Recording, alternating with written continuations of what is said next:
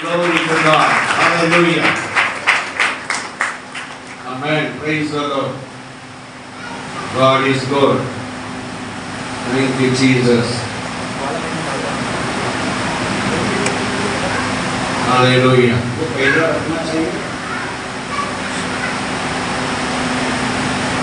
God is good all the time. God is good. Praise the Lord. Praise the Lord. Hallelujah.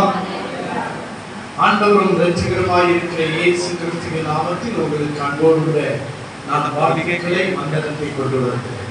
उद्धारकर्ता प्रभु यीशु मसीह के नाम में मैं आप लोगों को अभिनंदन करता हूँ. நம்முடைய ஆண்டவராகிய இயேசு கிறிஸ்துவர் நேற்றும் இன்றும் மாறாத தேவனாக இருக்கிறார். हमारा यीशु मसीह आज और कल हमेशा के लिए एक सा है. அவருடைய மகிமை நமக்கு அது மகத்துவமானதாக இருக்கிறது. उसकी महिमा हमारे लिए महत्वपूर्ण है.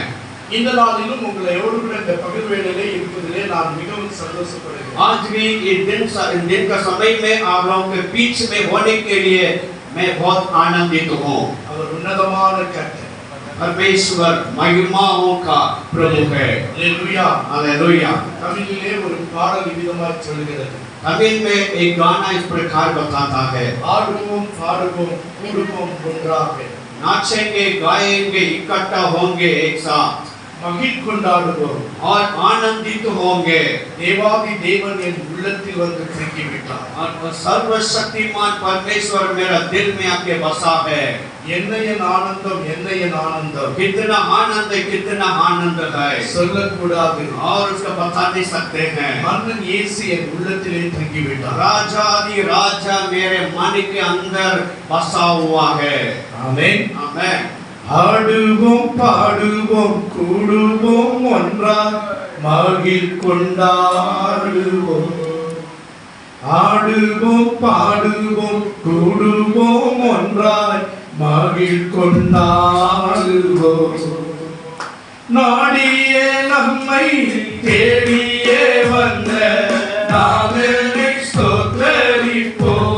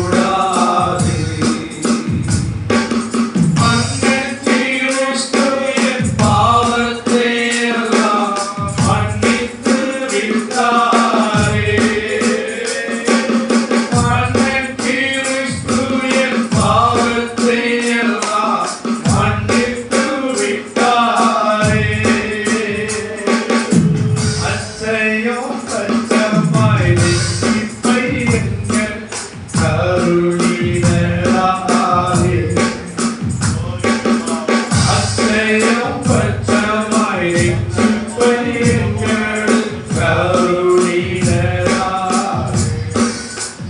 நிச்சயம் சுவாமியை பற்றியை சாட்சி பகரவேண்டியதே.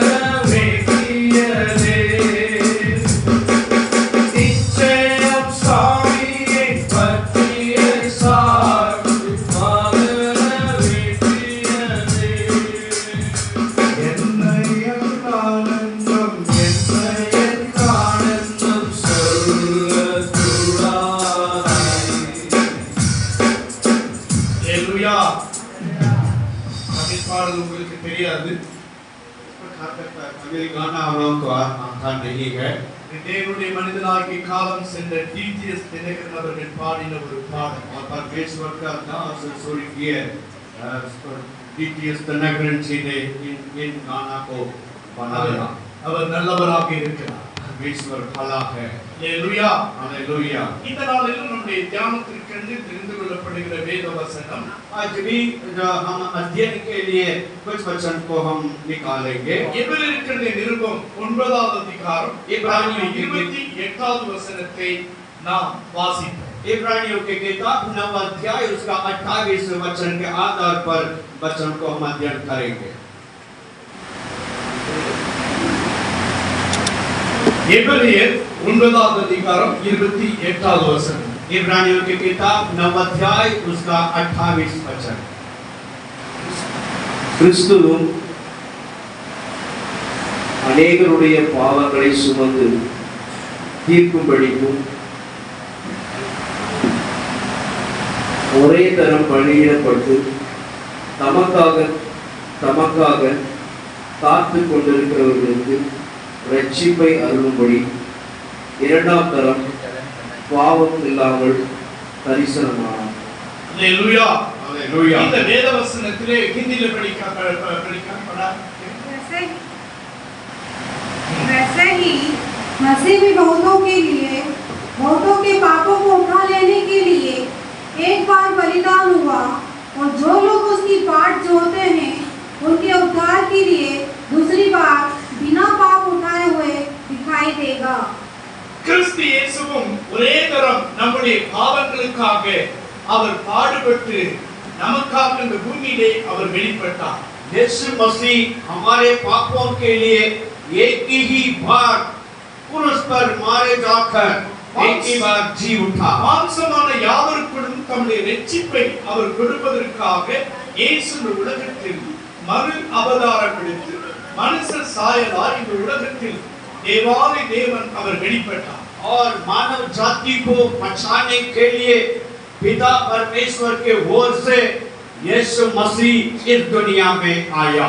அவர் சர்வ வல்லமையுள்ள பொருந்தியவராய் இருந்த பொழுதும் और सर्वशक्तिमान परमेश्वर होने के बावजूद भी அவர் மகா மேன்மை உள்ளவராய் இருந்த பொழுதும் और इतना महिमामय स्थिति में होने के बावजूद भी அவர் தம்மை தாமே அவர் வெறுமையாக்கி அடிமையின் ரூபம் எடுத்து மாம்சத்தில் தேவன் வெளிப்பட்டார். और अपने आप को शून्य बनाकर देहधारी होकर मनुष्यों के बीच में वो प्रकट हुआ. எனக்கு அருமையான சகோதரனே சகோதரியே, मेरे प्रिय भाई और बहनों, இந்த இயேசு ஏன் அவர் மாம்சத்தில் வெளிப்பட வேண்டும்? ये यीशु मसीह क्यों देहधारी होकर दुनिया में आना था? மாம்ச தேகமுள்ளதான உங்களையும் என்னையும் அவரை போல மாற்றுவதற்காக இயேசு திருவிழம் பற்றினார். और ये शरीर में आए हुए हमें उन जैसा बनाने के लिए यीशु मसीह भी हमारे समान देहधारी में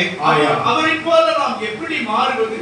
और उनके जैसा हम कैसे परिवर्तित हो सकते हैं? வேதம் சொல்கிறது, बाइबल बताती है, ஒருவன் எனக்கு ஊழியம் செய்ய வேண்டுமானால் अगर कोई मेरा सेवा करना चाहता है तो தன்னைத்தானே வெறுத்து और पहले अपने आप को इनकार करे தன் சிலுவை எடுத்துக்கொண்டு என் அடிச்சுவடை பின்பற்ற கடவான். और अपना क्रूस को उठाकर मेरे पत्तों पर चले. ஆண்டவருடைய வார்த்தை எப்படி சொல்கிறது பாருங்கள். और परमेश्वर का वचन किस प्रकार हमें बताता है देखो. அவருடைய வார்த்தை நமக்குள் சத்தியமாய் இருக்கிறது. परमेश्वर का वचन सच्ची है वो हमारे अंदर है। நாம் ஒரு நிமிடம் கண்களை மூடுவோம். हम एक मिनट हम अपने आँख के बंद कर பரிசுத்த பிதாவே, வானத்திலும் பூமியிலும் சகல அதிகாரமுள்ள தேவனே, पवित्र परमेश्वर जो आकाश और पृथ्वी पर सारे अधिकार पाए हुए இந்த பரிசுத்தமான இந்த பகல் வேளைக்காக நாங்கள் உமக்கு நன்றி சொல்லுகிறோம். इस पवित्र वक्त के लिए हम आपको धन्यवाद करते हैं। இந்த நாளிலும் தேவனாகிய கர்த்தர் எழுந்தருளுவீராக. आज भी आप हमारे बीच में उठिए परमेश्वर। உம்முடைய வார்த்தையை கொண்டு உம்முடைய பிள்ளைகளோடு கூட நீ பேசும். आप अपना वचन के द्वारा अपने लोगों से बातें कीजिए। தேவரீ என்னோடு கூட பேசும். प्रभु तो मुझसे बात कर। மொழியாக்கம் செய்கிற தேவனுடைய தாசனோடு கூட பேசும். और अनुवाद करने वाले प्रभु का दास से भी बातें कीजिए। அடியேங்களை மறைத்து தேவன் வெளிப்படுவீராக. आप हमें छुपाकर आप प्रकट हो जाइए। உமக்கே கனத்தை மகிமையை துதியை செலுத்துகிறோம். और केवल आपको ही महिमा को देते हैं। இயேசு கிறிஸ்துவின் நாமத்தில் ஜெபிக்கிறோம் பிதாவே. यीशु मसीह के नाम से मांगते हैं पिताजी। அல்லேலூயா. हालेलुया। இந்த எபிரேயர் 9:28 நாம் வாசிக்கப்பட்ட பகுதி और इब्रानियों की किताब 9 अध्याय 48वां वचन में हमने जो पढ़ा है, இயேசுவானவர் ஒரே தரம் இந்த பூமியில் நம்மை அவரை போல மாற்றுவதற்காக और यीशु मसीह हमें उनके समान बनाने के लिए அவர் இந்த பூமியில் மறு அவதாரம் எடுத்து இறங்கி வந்தார். और इस पृथ्वी पर देहधारी होकर प्रकट हुआ। அவர் ஒரே தரம் நம்முடைய பாவங்களுக்காக அவர் சிலுவையிலே அவர் அடிக்கப்பட்டார். और वो हमारे पापों के कारण एक ही बार सूली पे लटका दिया गया। அவருடைய சிலுவையின் மரணத்தை குறித்து இந்த உலகத்தார்களுக்கு சிலுவையை பற்றிய உபதேசம் அது பைத்தியமாய் இருக்கிறது. और क्रूस का उपदेश जो है संसार के लोगों के लिए पागल तरीके दिख रहा है, लेकिन उद्धार पाए हुए हमको बलवंत है। ஆனால் சிலுவையை பற்றிய உபதேசம் எந்த மனுஷனையும் அது பிரகாசிக்க பண்ணுகிற மெய்யான ஒளி. और क्रूस का उपदेश जो है हर एक व्यक्ति को प्रकाशित करने वाला एक संदेश है। இயேசு இந்த பூமியில் வந்து 33 வருட காலங்கள் அவர் மனுஷனாய் இந்த உலகத்தில் நமக்கு முன்மாதிரியாக வாழ்ந்து காட்டினார். और यीशु मसीह लगभग 33.5 साल ये दुनिया में जीकर हमारे लिए आदर्श बनकर गया। அவர் 3 வருடம் அவர் ஊழியம் செய்தார். और केवल 3.5 साल ही उन्होंने सेवा किया है। அந்த 3 வருடத்தில் சிலரை அவர் தம்முடைய ஊழியத்திற்கென்று பிரித்தெடுத்தார். और उन 3.5 साल के अंदर सेवकाई करने के लिए परमेश्वर कुछ लोगों को चुन के रखा। இன்றைக்கு போதகராக ஊழியராக எத்தனை பேர் வந்திருக்கீங்க? உங்க கைகளை பார்க்கலாம். और आप लोग के बीच में प्रभु का दास जो प्रचारक है और कलीसिया चलाने वाले प्रभु का दास कितने लोग हैं? कृपया आप अपने हाथ ऊपर उठा लें। Hallelujah, hallelujah. உங்கள் யாவரையும் இயேசுவின் நாமத்தினால் வாழ்த்தி வரவேற்கிறேன். आप सबको यीशु मसीह के नाम से मैं सलाम करता हूं। இந்த வேதம் சொல்லுகிறதை நீங்கள் சற்று கவனிங்க. और इस प्रकार के वचन क्या बताता है उसके ओर थोड़ा ध्यान दें। இயேசு ஒரே தரம் அவர் இந்த பூமிக்கு வந்த நோக்கம் और यीशु दुनिया में आने का लक्ष्य 30 வருடங்கள் தன் உலகத்தில் என்னென்ன காரியமெல்லாம் ஒரு குடும்பத்தின் வாழ்க்கை தன் தகப்பன் தாய்க்கு என்னென்ன கடமைகளெல்லாம் செய்ய வேண்டும் என்பதை இயேசுவானவர் 30 வருடங்கள் முன்மாதிரியாய் நமக்கு வாழ்ந்து காட்டினார். और यीशु मसीह 30 साल तक अपना परिवार के साथ रहा और मम्मी पापा के बीच में और उनके भाई बहनों के बीच में रहकर एक आदर्शमय जीवन को उन्होंने बिताकर पथ को छोड़ के गया। வேதம் சரித்திரம் சொல்லுகிறது. और बाइबल का जो चरित्र इस प्रकार कहता है, इतिहास प्रकट कहता है। அவர் தச்சு வேலை செய்து अनेक மரம், अनेक விதமான இன்டீரியர் ஒர்க், अनेक நில கதவுகள் எல்லாவற்றையும் செய்யக்கூடிய ஒரு நல்ல திறமை வாய்ந்த ஒரு கார்பெண்டராக அவர் வெளிப்பட்டார். और लकड़ी से संबंधित हर एक कामों को करने के लिए एक निपुण कारपेंटर के रूप में यीशु मसीह भी काम किया करते थे। அவருடைய வார்த்தையை குறித்து சொல்லுகிறது, அவர் ஒரு கர்த்தராக வெளிப்பட்டார். और उनके बारे में इसका परिचय दिया जा रहा है, ये बड़ाई का बेटा है. தன்னுடைய தாயும் தன் குடும்பத்தை போஷிப்பதற்காக அவர் வேலை செய்து அதிலிருந்து வருமானங்களை எடுத்தார். और अपना मम्मी पापा को संभालने के लिए यीशु मसीह कारपेंटर का काम करके कमा कर अपने परिवार को चलाया. 30 வருடங்கள் உலகத்தில் மனிதனுக்குள் என்னென்ன பாடுகள் என்னென்ன உபத்திரங்கள் இருக்கிறது என்றெல்லாம் அவருக்கு கற்றுக்கொள்கிற ஒரு சாக்கியத்தை அவர் அடைந்தார். और 30 साल के अंदर परिवार में रहकर परिवार के हर एक उलझन हर एक परेशानियों को यीशु मसीह ने सीखा. ஆனால் 31வது ஆண்டு ஆரம்பித்த உடனே जब उनका 21वां वर्ष चालू हुआ, அவர் பிதா தன்னை அனுப்பின நோக்கத்தை அவர் நிறைவேற்றுவதற்கு அவர் திருவிழம் பற்றினார். स्वर्गीय पिता ने जिस काम के लिए मुझे भेजा है उन बातों को मुझे पहले समझना है, उसको पूरा करना करके यीशु मसीह उन बातों पर ध्यान देने அவர் लगे. உலகத்தில் வாழ்ந்து கொண்டிருந்த நாளிலே தன்னுடைய தாயோடு கூட ஒரு நாள் ஒரு கல்யாண வீட்டுக்கு இயேசு போனார். जब यीशु मसीह अपने परिवार के साथ थे, मम्मी पापा के साथ थे, तब उन्होंने एक शादी के माहौल में जो एक शादी के घर में पहुंचा. தன் தாயாகிய மரியாள் தன்னுடைய சகோதரிகளோடு எல்லாரோடு கூட போய் பேசி அவாசமாய் தன்னுடைய உறவினர்கள் எல்லாரையும் விசாரித்துக் கொண்டிருந்தார். और यीशु मसीह जी का माता जो मरियम जी अपने बेटा बेटियों के साथ अपने दूसरे रिश्तेदार लोगों से मिलते रहे, बातें करते रहे. ஆனால் திடீரென்று அங்கே திராட்சரசம் குறைந்து விட்டது. और वहां पे अचानक दाग रस घट गया. திராட்சரசம் குறைபட்ட உடனே இயேசுவின் தாய்க்கு இயேசுவை பற்றி அவள் அறிந்திருந்தார். और यीशु मसीह का माता जी यीशु के बारे में जानते थे, ये एक अलोकीय व्यक्ति है. மரியாளுடைய கர்ப்பத்தில் பிறக்கப்பட்டிருந்தாலும் और मरियम के गर्भ में से जन्म क्यों न लेवे, ஆனால் மரியாள் இவர் தேவனுடைய குமாரன் என்று அறிந்திருந்தார். और मरियम जो यीशु मसीह को पहचानती थी, ये परमेश्वर का पुत्र है. இவரால் அற்புதத்தை அடையாளத்தை செய்ய முடியும் என்று அவர் அறிந்து और इनके द्वारा अद्भुत काम आश्चर्य कर्म हो सकता है, एक बातों को उन्होंने जान लिया. அவர் இயேசு கிட்டே போய் சொல்கிறார். और माता मरियम यीशु मसीह के पास आके बोल रहे हैं, அநேக திராட்சரசம் குறைபட்டு விட்டது. बेटा इस शादी के घर में दाग रस घट गया. ஏதாவது ஒன்று நாம் செய்ய வேண்டும் என்று கேட்டார். और वो कहते कुछ हम करना है. ஆனால் அவர் இயேசு சொன்னார், உமக்கும் எனக்கும் என்ன ஸ்திரியே?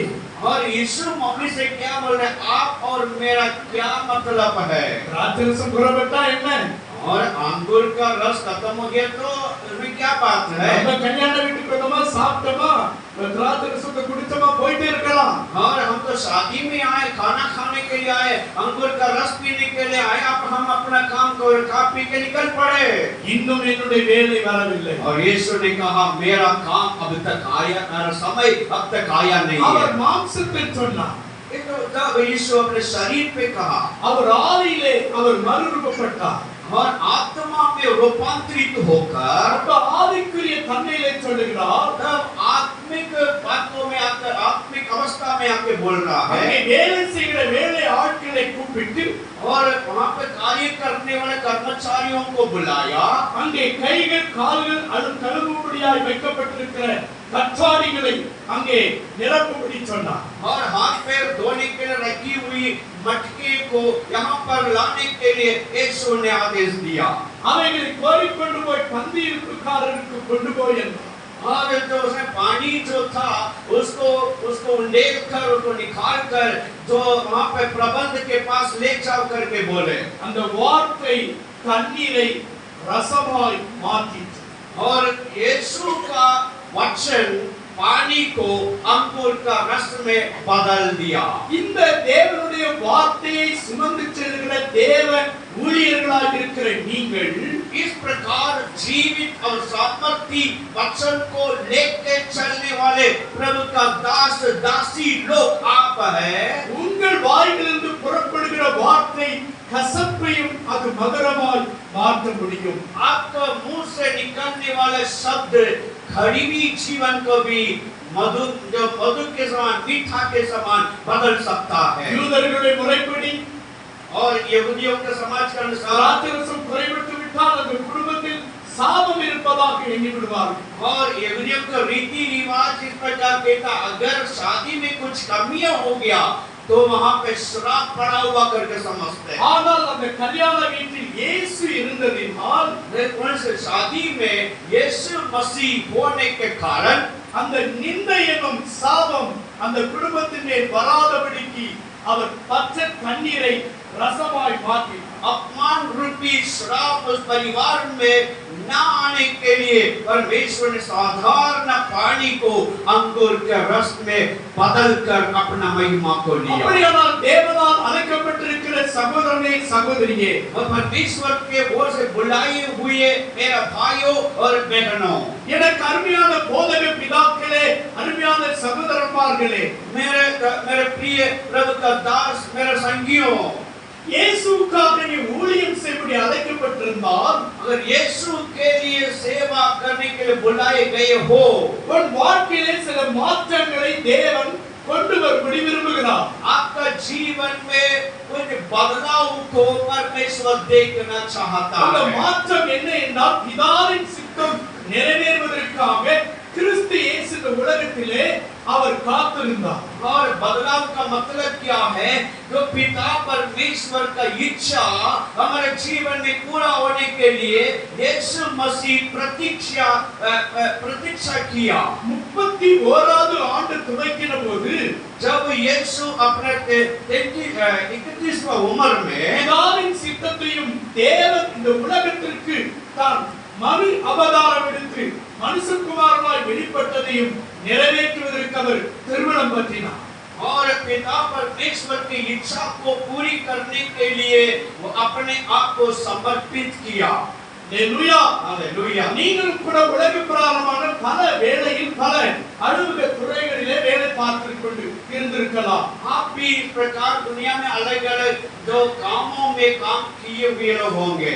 ஆனால் தேவன் அழைத்த பொழுது நீங்கள் ஊழியராக போதகராக நீங்கள் அழைக்கப்பட்டிருக்கலாம். और परमेश्वर आपको बुलाने के कारण आप पास्टर या टीचर और भविष्यवक्ता इस प्रकार कुछ पद आपको मिला होगा। நீங்கள் போதகராக ஊழியராக அழைக்கப்பட்ட உடனே ஒரு தீர்மானங்களை நீங்கள் எடுக்க வேண்டும். और जैसा आप सेवकाई के लिए बुलाए जा रहे हैं, आप एक निर्णय को लेना जरूरी है। உலகம் உங்களுக்கு பின்னாடி இருக்க வேண்டும். और वो निर्णय ये है, सारे संसार हमारे पीछे होना चाहिए। சிலுவை உங்களுக்கு முன்பாக இருக்க வேண்டும். और क्रूस हमेशा हमारे आगे होना चाहिए। சிலுவையை பற்றிய உபதேசம் கெட்டு போகிறவர்களுக்கு பைத்தியம். और क्रूस का उपदेश नाश होने वाले लोगों के लिए पागल तरीके दिख सकता है। ஆனால் ரட்சிக்கப்பட்ட நமக்கு அது தேவ பலனாய் இருக்கிறது. लेकिन उद्धार पाए हुए हमारे लिए वो सामर्थ्य समाचार है। அதற்கு தான் இந்த வேத வசனத்துடைய ஆழம் சொல்கிறது, உலகம் உனக்கு பின்னாடி வைத்து விட வேண்டும். और इसलिए वचन के गहराई हमें क्या समझा रहा है कि दुनिया आपके पीछे होना चाहिए। சிலுவையை உனக்கு முன்பாக வைக்க வேண்டும். और क्रूस को हमेशा हमेशा आप अपने आगे रखना चाहिए। ஒரு நாள் ஆண்டவராகிய இயேசு 31வது ஆண்டு துவக்கின உடனே ஒரு நாள் கலிலேயாவின் கடலை ஓரத்தில் நடந்து போய் கொண்டிருந்தார். जब उनका 31वां उम्र हुआ, तब वो गलील नामक एक शहर के सागर के झील के किनारे वो जा रहे थे। ஒரு குறிப்பிட்ட இடத்துல போன உடனே ஒரு மனிதன் அங்கே வலையை அலசிக் கொண்டிருக்கிறார். और नियुक्त जगह में जाने के बाद वहां पे एक घटना को देख रहा है। एक मछुआरा नाव में से उतर करके अपना जाल को वहां पे धो रहा था। அவனுடைய முகத்துல மிக ஒரு கவலையான சோகமாய் இருக்கிறார். और वो व्यक्ति का चेहरा बिल्कुल लटका हुआ है, बहुत निराश से भरा हुआ व्यक्ति था। அவன் இருதயம் வெறுமைப்பட்டிருக்கிறது. और उसका हृदय कालीपन का महसूस कर रहा அவனுடைய है। படகும் வெறுமையாய் இருக்கிறது. उसका नाव में भी कुछ भी नहीं है, ஆனால் வலையை அலசிக் கொண்டிருக்கிறார். लेकिन वो अपना जाल को धो रहा था। இயேசுவானவர் கிட்ட போய் यीशु उसके निकट जाकर உன் படகு எடுத்து கொஞ்சம் கொடு, आप अपना नाव को थोड़ी देर के लिए दे दो।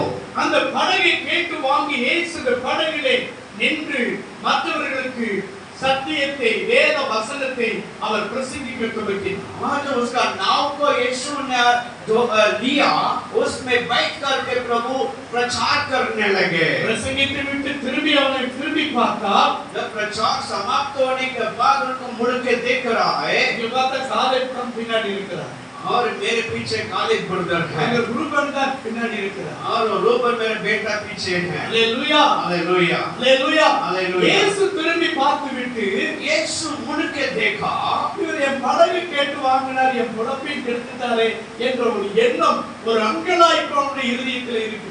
और पतरस का मन में क्या हो रहा है, मेरे समय को बर्बाद कर दिया और कुछ भी नहीं है, ये क्या कर रहा है करके गलत बातों को सोच रहे हैं। இயேசுவுக்கு தன் உள்ளத்தையோ தனக்குண்டான படகையோ கொடுத்தவனை அவர் வெறுமையாய் விடுகிற தெய்வம் அல்ல।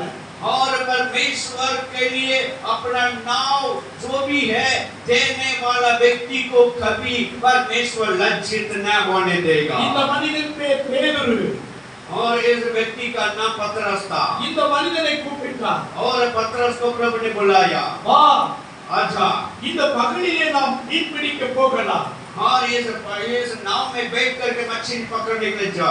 இந்தி நான் சொல்ல இடத்துல நீ வலையை போடுன்னு சொன்னாரு। जिस जगह के लिए मैं बताऊंगा उसी जगह में अपना जाल फेंक दे। இப்ப இந்த பேதுரு என்ன சொல்றான், और पतरस क्या बोल रहा है, ஆண்டவரே நீ உண்மைதான், अब ये सही तो है, ராத்திரியில தான் மீன் கிடைக்கும், और मछलियां जो है रात को मिलते हैं।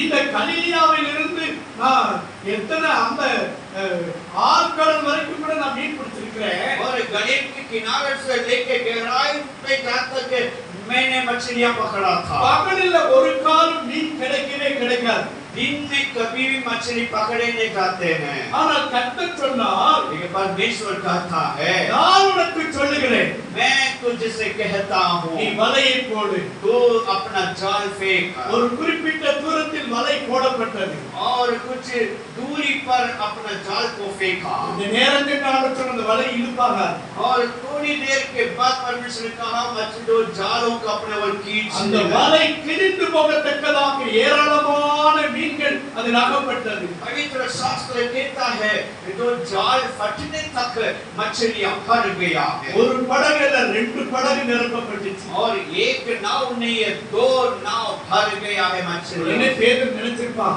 पतरस ने सोचा होगा, இவரை எப்பயும் கூட வச்சுட்டா எனக்கு எப்பயும் மீன் பிடிக்கிறதுக்கு கவலையே இல்லை, और इनको हमेशा मेरे साथ रखेंगे तो मछली पकड़ने के लिए मुझे दिक्कत नहीं आवेगा। நீங்க வேற நாம கூட அப்படிதான் நினைக்கிறோம், இயேசு மாத்திரம் கூட வச்சுட்டு எனக்கு சாப்பாடு கிடைக்கும்।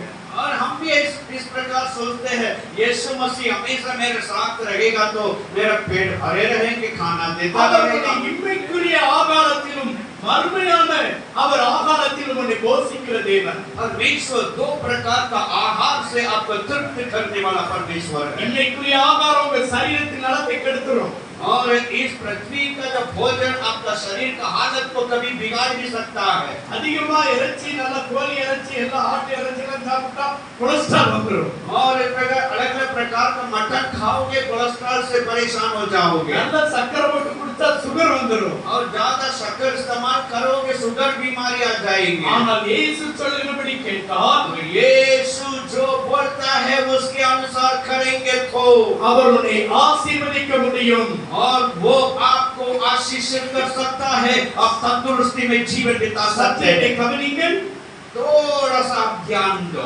இயேசு சொன்னதை அவன் சொல்லபடி அவன் கேட்டதினால் जैसा यीशु ने कहा उन बातों का वैसा ये मानने लगा, அவன் ஏராளமான மீன்கள் அவனுக்கு அகப்பட்டது, और बहुत सारे मछलियों को उन्होंने पकड़ लिया। அவர் கொடுத்து ஆசீர்வதித்து அவனை தமக்கு ஆதாயப்படுத்த விரும்பினார்। परमेश्वर ने बहुत सारे आशीष को उसको देकर उस व्यक्ति को अपने लिए तैयार कर दिया। சிலர்லாம் பாத்தீங்கன்னா நல்ல மேல போஸ்டிங்ல இருப்பாங்க, அவர்களை தேவன் அழைத்து பிரதான ஊழியத்தை செய்ய வைத்திருவார். और कभी कभी ऐसा भी होता है उच्च पद में रहने वाले उच्च नौकरी करने वाले लोगों को भी परमेश्वर सेवकाई के लिए बुलाकर अपना सेवकाई को उनको देता है. பாத்தீங்கன்னா ஒருவருடைய பாத்திரக்கடை அப்படியே தமிழ்நாட்டுல பாத்தீங்கன்னா அந்த பாத்திரக்கடையில தான் வியாபாரமே நடக்கும்.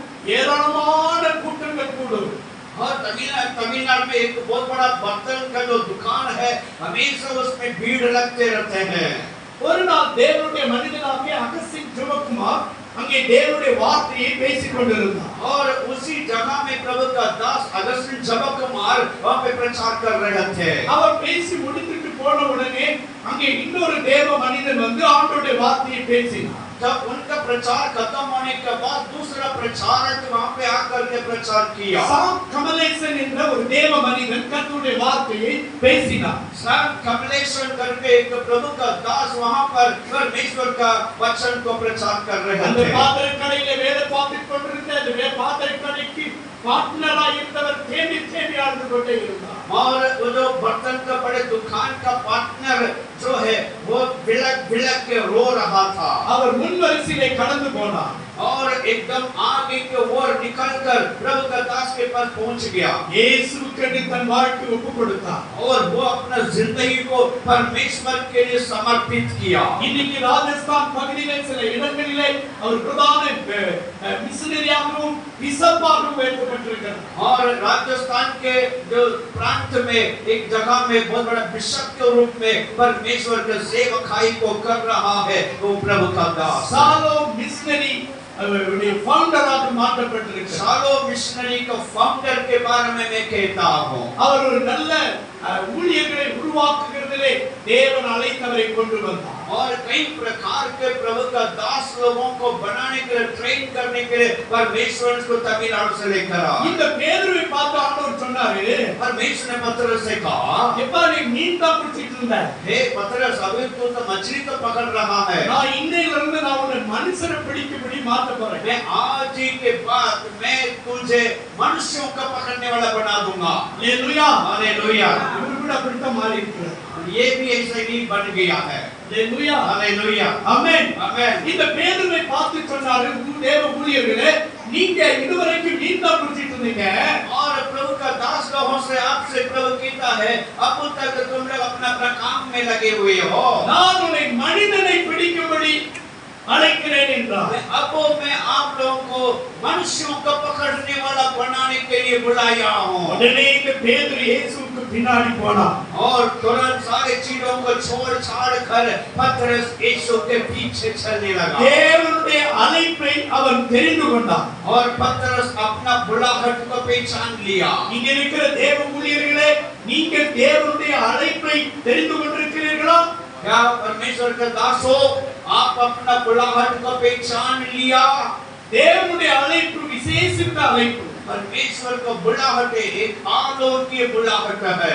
இப்ப இங்கே ஆண்டவராகிய இயேசு கிறிஸ்துவினுடைய அழைப்புக்கு இணங்கி போனபடினால் இவன் முக்கிய ஒரு பொறுப்பிலே அவன் ஆண்டவருக்கு பொறுப்புதாரராக நியமிக்கப்பட்டான்.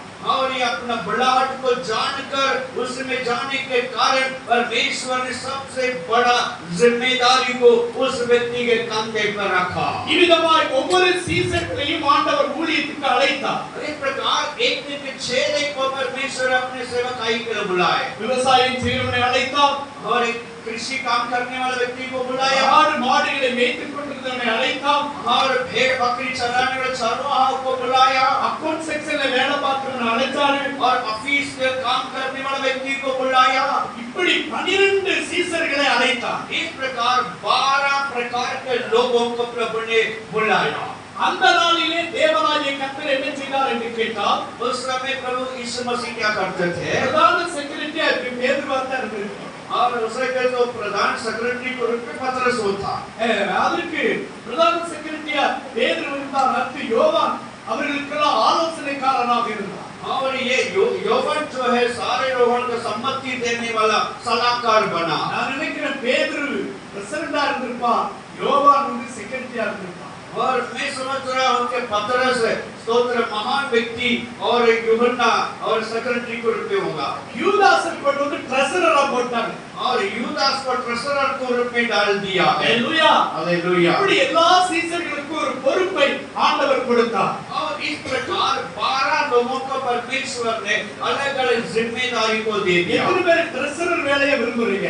कितने लोग हैं जो खजाना का काम, जो ट्रेजरर का पद को चाहते हैं? தேவ ஊழியருக்கு கை வைத்து காட்டுங்க பார்க்கலாம்। और ट्रेजरर सेवकाई को चाहने वाले प्रभु का दास लोग कोई है? हाथ उठा के दिखा सकते हैं ट्रेजरर को चाहता? ஹalleluya हालेलुया। ஹalleluya எத்தனை பேர் ஹalleluya। பிரசிடென்ட்டா இருக்க விரும்புறீங்க? कितना लोग आपके बीच में प्रमुख के रूप में, प्रेसिडेंट के रूप में रहना चाहते हैं? எத்தனை பேர் செக்ரட்டரியா இருக்க எத்தனை பேர் விரும்புறீங்க? और आप में से कितने सेक्रेटरी के रूप में रहना चाहते हैं? ஊழியத்தில் பலவிதமான ஸ்தானங்களை தேவன் வைக்கிறார்। सेवकाई में परमेश्वर ने अलग-अलग स्तरों को रखा है। ஆனால் அழைக்கப்பட்ட வேலையிலும் கொடுக்கப்பட்ட பொறுப்பிலும் நாம் உண்மை உள்ளவர்களாய் இருக்க வேண்டும்। और बुलाए जाने वाले बुलाहट और ये दिया गया जिम्मेदारी में आपको वफादार रहना चाहिए। அப்படியானால் அழைக்கப்பட்ட அழைப்பிலும் தெரிந்து கொள்ளப்பட்டதிலும் எப்படி பொறுப்பாய் இருக்க வேண்டும்? और बुलाए हुए बुलाहट में, चुने हुए कामों में कैसा हम वफादार रह सकते हैं? அதே எபிரேயர் 9வது அதிகாரம் 12வது வசனத்திற்கு வாசிங்க। इब्रानियों के किताब 9 अध्याय उसका 12 वचन को कोई पढ़े। எபிரேயர் 9:12 इब्रानियों के किताब 9 अध्याय 12वां वचन।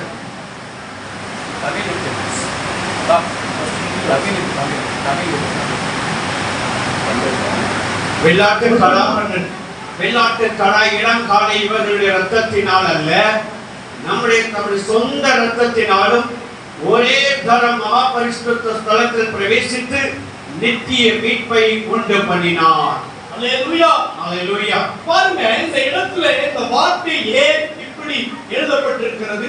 और जो पवित्र शास्त्र में इस प्रकार का वचन क्यों लिखा गया है? வெள்ளாட்டுக்கடா இளங்காளைகள் எந்த ஒரு மிருகத்தின் ரத்தமும் அல்ல। और बछड़ा और बकरा का लहू कभी भी हमारे पापों से शुद्ध नहीं कर सकता। இயேசு கிறிஸ்துவின் ரத்தத்தால் ஒரே தரம் நமக்காக அவர் சிலுவையிலே பாடுபட்டார்। और यीशु मसीह का पवित्र लहू जो एक ही बार सूली पे बहाया, उस लहू के द्वारा हमारा पाप की क्षमा होती है। அப்படியானால் இந்த இயேசுவை எந்த ஸ்தானத்தில் நாம் வைத்து ஊழியம் செய்கிறோம்?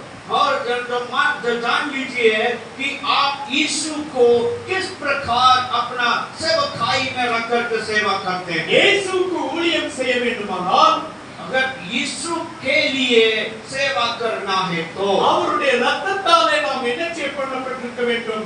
கிரயமாக்கப்பட்டிருக்க வேண்டும்। उसका लहू से खरीदे हुए होना चाहिए। அவருடைய ரத்தத்தாலே கிரயமாக்கப்பட்டால் நாம் இந்த உலக வாழ்க்கையிலிருந்து பிரித்தெடுக்கப்பட்டவர்களாய் மாற்றப்பட்டிருக்கிறோம்। और खरीदे जाने का मतलब क्या है?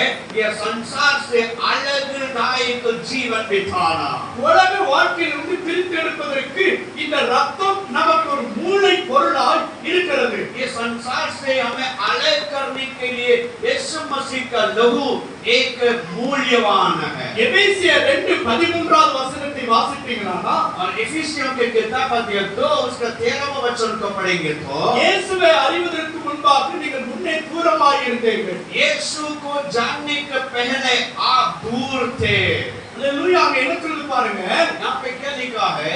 முன்னே நீங்கள் தூரமாய் இருந்தீர்கள், पहले आप दूर थे, இப்பொழுது கிறிஸ்து இயேசுவுக்குள் अब यीशु मसीह में அவருடைய ரத்தத்தாலே और उसका लहू से மிக சமயமாய் அவருடைய குமாரனாய், அவருடைய ஆசாரியனாய், அவருடைய ஊழியனாய் நீங்கள் தெரிந்து கொள்ளப்பட்டிருக்கிறீர்கள்। उसका सेवक के रूप में, याजक के रूप में उसका निकट आने के लिए आप बुलाए गए हो। அங்கே வேதம் சொல்லுகிறது, पवित्र शास्त्र कहता है, அங்கே வேதத்தில் நீங்க இந்த ஆழமாய் எபேசியர் 2:13 நீங்க வாசிப்பீங்களானா, और इफिसियों के किताब 2 अध्याय उसका 13 वचन को और भी आप गहराई से जाकर पढ़ेंगे तो பாவம் செய்யும் பொழுது நாம் தேவனுக்கு தூரமாய் இருக்கிறோம்। जब हम पाप करते हैं तब परमेश्वर से दूर होते हैं। அநியாயம் செய்யும் பொழுது தேவனுக்கு தூரமாய் இருக்கிறோம். जब हम अन्याय करेंगे तब हम परमेश्वर से दूर होते हैं। குடித்து வெறிச்சு விபச்சாரம் செய்யும் பொழுது தேவனுக்கு நாம் தூரமாய் இருக்கிறோம். नशीली पदार्थों को इस्तेमाल करते समय शरीर की अभिलाषाओं में पड़ने के कारण हम परमेश्वर से दूर हो जाते हैं। உலக சிற்றின்ப கவர்ச்சிகளை நாடி அவைகளுக்குள் சிற்றின்ப கவர்ச்சிக்குள் அகப்பட்டுக் கொண்டால் நாம் தேவனுக்கு தூரமாய் இருக்கிறோம். और सुख विलास में और एक प्रकार का जो आंखों के अभिलाषा में फंस कर हम परमेश्वर से दूर हो जाते हैं। அவைகளில் இருந்து நாம் வெளியே வரும் பொழுது इन सारे बातों से जब हम बाहर आते हैं முன்னே தூரமாய் இருந்த நீங்கள் और जो पहले दूर थे आप இப்பொழுது கிறிஸ்து இயேசுவுக்குள் अब यीशु मसीह में கிறிஸ்து இயேசுவின் और यीशु मसीह के लहू से அவருடைய இரத்தத்தினாலே और उनके लहू के द्वारा நீங்கள் அவருடைய குமாரனாய் ஆக்கப்பட்டீர்கள். आप उनका पुत्र और पुत्री बन गए हैं। அவருடைய வித்து நமக்குள் கொடுக்கப்படுகிறது. उनका बीज हमारे अंदर डाल दिए जा रहे हैं। அவர் வெள்ளினால் அவர் நம்மை மீட்கும் பொருள் அல்ல, அவருடைய மாசற்ற இரத்தத்தாலே மீட்பை தேவன் நமக்கு சம்பாதித்தார். उसने सोना चांदी से आपको न छुड़ाया बल्कि अपना बहुमूल्य लहू से छुड़ाकर अपने पास रखा है। அவருடைய இரத்தம் எந்த மனுஷனையும் பரிசுத்தப்படுத்தும். उनका लहू हर एक मनुष्य को पवित्र कर सकता है। அவருடைய இரத்தத்துக்கு கிரயமாக்கப்பட்டவர்களா ஒரு கரங்களை வைத்து ஒரு அல்லேலூயா சொல்வோமா? और उसका लहू से खरीदे हुए हर एक व्यक्ति प्रभु को हाथ उठा के धन्यवाद करेंगे। அல்லேலூயா हालेलुया। இயேசு இயேசு என்று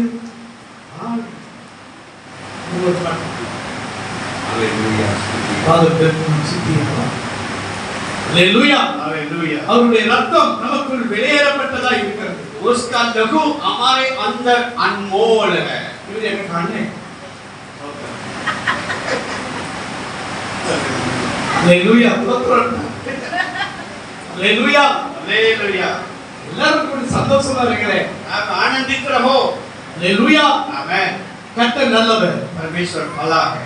பாருங்க அந்த வேதத்திலே வாசிக்கிறோம் देखिए इस वचन को आप पढ़ के देख रहे हैं। அவருடைய இரத்தம் उसका लहू அவரோடு கூட சமீபமாய் சேர்த்து விட்டது. उसके निकट हमें कर दिया है। இதுவரை பாவத்தில் வாழ்ந்து கொண்டிருந்த உன்னை और अब तक पाप में जीने वाला हमें இயேசுவின் இரத்தம் மறுரூபப்படுத்துகிறது. यीशु का लहू आपको रूपांतरित कर दिया है। ஐயா நான் உலகத்துல வேலை பார்த்துட்டு இருந்தேன். मैं तो संसार में एक नौकरी कर रहा था। நான் ஒரு ஃபாரஸ்ட் ஆபீசரா இருந்தேன். मैं फॉरेस्ट ऑफिस के रूप में था काम करता था। கடைசியா ரிட்டையர்ட் ஆயிட்டேன்னா ஒரு 2.5 லட்சம் ரூபாய் அது எனக்கு 1,70,000 ரூபாய் சம்பளம் கிடைச்சிருக்கும். எல்லா பிஎஃப் ப்ராடக்ட் என்ன கேட்டா 2 லட்சம் ரூபாயாவது எனக்கு சம்பளம் கிடைச்சிருக்கும். और लगभग सारे बातों को मिलाकर मुझे 1 महीना का तनख्वाह 2 लाख रुपया मिल सकता था। ஆனால் பணத்துக்காக அல்ல இயேசுவுக்காக என் வாழ்க்கையை அர்ப்பணித்தேன். मैं पैसा के लिए नहीं प्रभु यीशु मसीह के लिए अपने जीवन को मैंने समर्पित ஒரு किया। நாள் இரவிலே என்னுடைய நண்பர்களோடு கூட மதுபானத்தை குடிக்க வேண்டும் என்று சொல்லி நானே கோழியை பிடித்து சமைத்து எல்லாவற்றையும் அங்கே ரெடி பண்ணி வைத்துக் கொண்டிருக்கும் பொழுது மதுபானம் வாங்கி வருவதற்கு முன்பாகவே இயேசு என்னை சந்தித்தார். और वहाँ पे जो चिकन पार्टी रख करके और मधु भी मंगाया और शराब भी मंगाया, सब कुछ मेरे दोस्त लोगों के साथ मिलकर खा पी कर तो स्तोत्र आनंदित रहेंगे करके मैं सब तैयार करके शराब लेने गया। उसके पहले परमेश्वर மதுபானம் வாங்கும்படி என்னுடைய நண்பரிடத்திலே பணத்தை கொடுத்து அனுப்பியிருந்த பொழுது और जो शराब लेने के लिए खरीदने के लिए मैं अपना दोस्तों का पैसा देकर पहुंचाया था। அவர்களுக்கு முன்பாக மின்சார விளக்கு அமைந்து விட்டது. और उन लोग आने के पहले पूरा लाइट बोल हो गया। அந்த பகலிலே என்னுடைய மூத்த சகோதரன் ஒரு போதகரை விமாரி இருக்கிற கொண்டு வந்து என் தலையிலே கை வைத்து ஜெபம் பண்ணார். और मेरा बड़ा भाई जो है जो इन जैसा एक पवित्र व्यक्ति को मेरे पास लेके आया, वो मेरे ऊपर हाथ रख के मेरे लिए प्रार्थना करने लगे। பாவத்தின் சம்பளம் மரணம், பாவம் செய்த ஆத்மா சாகும், வாலிபனே உன் வாலிப நாட்களில் உன் சிருஷ்டிகரை நினை என்றார். और वो इस प्रकार प्रार्थना करे, पाप का मजदूरी मृत्यु है, हे भैया मन फिराओ और अपने जवानी के दिन में सृष्टिकर्ता परमेश्वर को स्मरण कर करके मुझे प्रार्थना किया। நான் ஊழியக்கார் தலையில வச்சு சனி பிடிச்சே கையை வச்சுட்டா எப்ப கையை எடுப்பான்னு சொல்லி உள்ளத்துல திட்டிக்கிட்டே இருந்தேன். और जैसा प्रभु का दास ने मेरे ऊपर हाथ रख के प्रार्थना करने लगा, मैंने बोला यह दुष्ट कब मेरा सर से हाथ कब निकालेगा और उठाएगा। मैंने अंदर ही अंदर उसको खोजता रहा। ஆனால் அன்று இரவு சரியாக 9:15 மணிக்கு இந்த இயேசுவை நான் அறிந்து கொண்டேன். और उसी दिन रात को लगभग 9:15 बजे मैं यीशु मसीह को मेरे पहचानने लगा। என்னுடைய சிறுவயதிலிருந்து செய்த ஒவ்வொரு பாவத்தையும் என் கண்களுக்கு முன்பாய் ஒரு திரைப்பட காட்சியை போல இயேசு கொண்டு வந்து நிறுத்தினார். और बचपन से मैंने जो भी कुछ गलतियां कर रहा था वो सारे गलतियों को परमेश्वर एक स्क्रीन के रूप में मुझे सब दिखा रहे நான் थे। செய்த பாவங்கள் ஒவ்வொன்றையும் நான் பார்த்து தேம்பி அழுகத் துவங்கினேன். और उसमें दिखाई जाने वाले हर एक पाप को मैंने पढ़ कर बिलख करके मैं रोने लगा। என்னுடைய தகப்பனாருடைய பாக்கெட்டில் காசை திருடி இருக்கிறேன். मेरे पापा के जेब में से मैंने पैसा चुराया। தூத்துக்குடி மாவட்டத்தில் பனமரத்தில் ஏறி திருட்டுத்தனமா அங்க ரொம்ப அந்த கல்ல திருட்டுத்தனமா இறக்கிட்டு நான் என்னுடைய நண்பர்களும் திருடி போயிருக்கிறோம். और तूतुकुड़ी जिला में वहाँ पे जो ताड़ का पेड़ में जो रस निकलता है उसको हमने चुरा कर बेच के पी के इस प्रकार चुराने वाला छोड़ அரசியல வேலை பார்க்கும்போது நிறைய லஞ்சம் கும்பல பணமெல்லாம் பாக்கெட்ல நிரம்பி இருந்துச்சு. और जब वन विभाग में मैं काम कर रहा था तब रिश्वत से मैं अपने दोनों जेब को भर के रखा था। ஆனால் எல்லாவற்றையும் ஆண்டவராகிய இயேசு எனக்கு மன்னித்தார். और सारे बातों को प्रभु ने मुझे दिखाया और मुझे माफी कर दिया। இந்த இயேசு தெய்வம் இல்லை என்று சொன்னோம். और जो यीशु मसीह परमेश्वर नहीं है करके मैंने प्रचार किया। அவர் சிலுவையிலே கோரை காட்சியிலே தொங்குவதை என் கண்கள் கண்டது. और जो क्रूस पर लहूलुहानों के जो लटक रहे थे वो यीशु को मैं अपने आंखों से देखा। என்னுடைய ஒவ்வொரு பாவத்தின் மேலும் அந்த இயேசுவின் ரத்தம் விழுந்து என்னை சுத்தப்படுத்தியது. और एक पाप के ऊपर यीशु मसीह का पवित्र लहू टपकता रहा और मिठाता रहा। मैं पाप की क्षमा प्राप्त करता रहा। நான் ஒரு குடிகாரனாய் இருந்தேன். मैं एक शराबी व्यक्ति था। ஒரு நாளைக்கு 5 பாக்கெட் சிகரெட்டுக்கு மேலாக குடிப்பேன். और एक दिन में 5 पैकेट सिगरेट में पिया करता था। அதில் போதை என்ற கஞ்சா போதைகளை செலுத்தி குடித்தேன். और जो सिगरेट के अंदर गांजा रख करके मैंने पिया करता था। ஆனால் இயேசுவின் ரத்தம் என்னுடைய பாவத்தை கழுவியது. यीशु मसीह का पवित्र लहू मेरा पाप को धो என் दिया। வாழ்க்கை முழுவதையும் ஆண்டவர் மாற்றினார். मेरा सारे जिंदगी को परमेश्वर ने पलटा दिया। இந்த இயேசு உயிரோடு இருக்கிறார். என்னுடைய கையில் இருக்கிறது என்னுடைய ஐடி கார்டு. பழைய வேலை பார்த்ததான என்னுடைய யூனிஃபார்ம் உடைய ஐடி கார்டு இருக்கிறது. और ये मेरे हाथ में जो मेरा आईडी है इसका पुराना जो यूनिफॉर्म जिसमें मैं काम करता था उसका वर्दी के साथ फोटो की खिंचा हुआ आईडिया मेरे पास है। பேதுருவை அழைத்ததை போல தேவன் என்னை அழைத்தார். और जैसा परमेश्वर ने पतरस को बुलाया वैसे मुझे भी बुलाया। இந்த கனமான ஊழியத்தை தேவன் எனக்கு கொடுத்தார். और इस प्रकार बड़ा आदरणीय सेवकाई को परमेश्वर ने मेरे हाथ में दे இந்த दिया। உலக ஆஸ்தி இந்த உலக பொன் வெள்ளி எனக்கு கிடைக்கிற சந்தோஷத்தை பார்க்கணும் ஒரு நித்திய பேரின்ப சந்தோஷத்தை என் இயேசு எனக்கு கொடுத்தார். ये जो धन संपत्ति और तनखा के द्वारा आने वाला सारे आनंद से बढ़कर परमेश्वर ने अपने स्वर्गीय आनंद से मुझे भर दिया। இந்த பேதுருவை அழைத்த தேவன் जो जिस परमेश्वर ने पतरस को बुलाया அவனை பிரதான சீசனாய் மாற்றினவர் और चेलों में से प्रथम जगह जो परमेश्वर ने उसको दिए அவர் ஊழியம் செய்யும்படி அவரை அழைத்து கொண்டு போனார். और उसको सेवकाई करने के लिए उसको अपने साथ लेके गए। ஒரு நாள் இயேசுவுக்கு பின்னாடி அவரும் அவருடைய சீசர்களும் போறாங்க. और एक दिन यीशु मसीह के पीछे पतरस और उनके साथी लोग जाने लगे। அங்கே நடந்தது என்ன? वहाँ पे क्या हुआ था? இயேசுவுக்குள் அற்புதம் செய்கிற வல்லமை உண்டு என்பதை சீசர்கள் அறிந்து கொண்டார்கள். और यीशु मसीह के अंदर आश्चर्य करने का सामर्थ्य है करके प्रभु के चेले लोगों ने देख लिया। மார்க்கின் 10வது அதிகாரம் 40வது வசனத்தை வாசிப்பீர்களானால் मरकुस 10वां अध्याय 40वां वचन को पढ़ के देखेंगे तो அங்கே சொல்லப்படுகிறது ஒருவன் தீமையின் மகனாகிய பத்தீமு என்று சொல்லுகிற ஒரு குருடன் வழி அருகே அங்கே பிச்சை கேட்டுக் கொண்டிருக்கிறார். और पतिमाई नामक एक अंधा सड़क के किनारे बैठ करके भीख मांग रहा था। அவன் பிச்சை கேட்டுக் கொண்டிருக்கிற அவன் அங்கே பிச்சைக்காரனாய் இருக்கிறான். और भीख मांगने वाला भिखारी था वो। இயேசுவும் அவருடைய சீசர்களும் அந்த எரிகோ என்ற பட்டணத்தின் வழியாக பிரவேசித்த போது और यीशु अपने चेलों के साथ यरीहो शहर यरीहो नगर में से जा रहे थे। அங்கே நடந்தது என்ன? वहां पे क्या हुआ? எனக்கு அருமையான தேவனுடைய பிள்ளைகளே, मेरे प्रिय परमेश्वर के लोगों, மார்க் 10வது அதிகாரத்திலே பாப்பீங்களானா मरकुस 10वां अध्याय में आप देखेंगे तो அவர் இயேசு வருகிறார் என்று கேள்விப்பட்ட உடனே और वो व्यक्ति को मालूम पड़ा कि यीशु इस मार्ग में से गुजरने அவன் वाला। சத்தமிட்டு கூப்பிட்டான். और जैसा उसका कान में संदेश मिला तब तुरंत वो चिल्लाने लगा यीशु यीशु करके। பாருங்க, அவன் சத்தமிட்டு கூப்பிட்டான். और बाइबल बताती है ये चिल्लाकर यीशु को बुलाया। அதே பேதுரு யோவான் போய் சத்தம் போட வச்சுட்டாரு.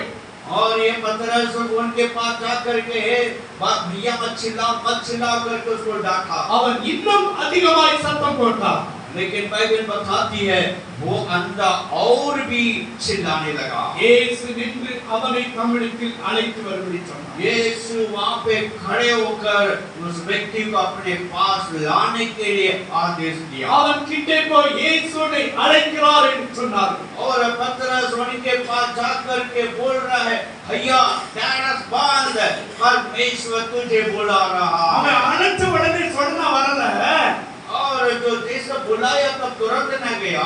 அவன் அரசாங்க ரோம சட்டத்தினாலே அவனுக்கு ஒரு அடையாளத்தின் வஸ்திரத்தை வைத்திருந்தான். और वहां पे रोम साम्राज्य के जो अधिकारी लोगों ने भिखारियों के लिए एक पहचान का जो कुछ दिया देते थे। அவன் குருடன், அவன் சப்பானி, அவன் பிச்சைக்காரன் என்பதற்கு அடையாளமாய் ஒரு சால் அவனுக்கு பொத்தப்பட்டிருந்தது. और वो लंगड़ा है, अंधा है, भिखारी है, इसके पहचान के लिए उसके ऊपर एक साल के जमाने का कपड़ा सरकार पहनाते थे। அவன் ரெண்டு காரியத்தை செய்தான். और वो व्यक्ति दो काम किया। ஒன்று, தன் பிச்சை எடுத்துக் கொண்டிருந்த பாத்திரத்தை தூக்கி போட்டான். और जो जिससे वो भीख मांग रहा था उस बर्तन को उठा के फेंकने लगा। இரண்டாவது, தன் மேல் வஸ்திரத்தை தூக்கி எறிந்தான். दूसरा, जो सरकार ने जो पहचान का जो वस्त्र दिए थे इन्हें पहचान को கேட்கிற தேவ ஊழியர்களே, मेरे परमेश्वर के दासों जो मुझे सुन रहे हो, உலகத்தின் பாரம்பரியத்தை நீங்க பொத்திருந்தா நீங்க நிரந்தரமா ஊழியம் செய்ய முடியாது. और संसार का रीति रिवाज को आप पहने रखेंगे तो परमेश्वर के लिए सेवा नहीं कर सकते। உலகப்பிரகாரமா இந்த பாத்திரத்தை வைத்திருந்தால் நாம் ஆசீர்வாதத்தை பெற்றுக்கொள்ள முடியாது. और पहले जैसा वो संसारिक बातें जो आमदनी का जो रास्ता है उसको आप अपने हाथ में रखेंगे तो परमेश्वर की सेवा ढंग से नहीं कर पाएंगे। இரண்டு கண்களும் குருடனாய் இருந்த அந்த மனிதன், और दो आंखें नहीं था वो नेत्रहीन व्यक्ति, அவன் செய்ததை நீங்கள் சற்று கவனித்து பாருங்கள். और उसने क्या किया उन बातों को पर थोड़ा ध्यान दो। ஒன்று, பிச்சை எடுக்கிற பாத்திரத்தை தூக்கி வீசினான்.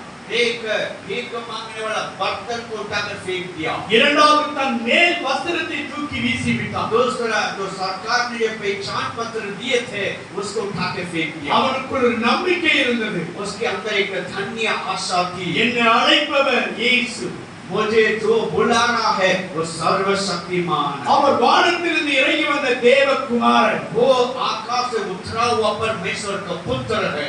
அவர்தான் என்னை சந்தித்திருக்கிறார். उसने मुझे बनाया है। அவர்தான் என் கண்ணை குணமாக்க முடியும். वही ही मेरा आँख को ठीक कर सकता है। நான் போகிறவர் சாதாரணப்பட்ட ஆள் அல்ல. मैं जिसके पास में जा रहा हूँ वो असाधारण व्यक्ति नहीं है। அவர் இந்த பூமியில் மனு அவதாரம் எடுத்து வந்திருக்கிற தேவகுமாரன். और वो व्यक्ति जो परमेश्वर का पुत्र के रूप में दुनिया में आया है என்று தான் விசுவாசித்ததை और जो विश्वास किया किया करता था, அவன் செயல்படுத்தினான். उस विश्वास को काम में लेकर आया। இயேசு கிட்ட வந்தான். यीशु के पास आया। இயேசு அவனை உற்று பார்த்து, यीशु उसको देख के कह रहे हैं, நான் உனக்கு என்ன செய்ய வேண்டும்? मैं तुझे क्या करना है? ஹalleluya. हालेलुया। நான் பிறந்ததிலிருந்து குருடனா இருக்கிறேன். कहता है मैं जन्म से मैं अंधा हूँ। எங்க வீட்டுல எனக்கு ஏதாவது நான் தெருவுல உட்கார்ந்து பிச்சை போட்டு கேட்டு போனா தான் சோறு போடுவாங்க. और मुझे रोज भीख मांगना पड़ता तभी मुझे खाने के लिए वस्तु मिल सकता है। எனக்கு நிரந்தரமா பேங்க்ல ஒரு டெபாசிட் பண்ணி கொடுத்துருங்க. और मेरे लिए मेरे बैंक बैलेंस को आप बढ़ा के दे दो। எனக்கு ஒரு நல்ல வயல் கொடுத்துருங்க. मेरे लिए एक अच्छा खेती दे दो। நான் பிச்சைக்காரனா வாழ விரும்பல.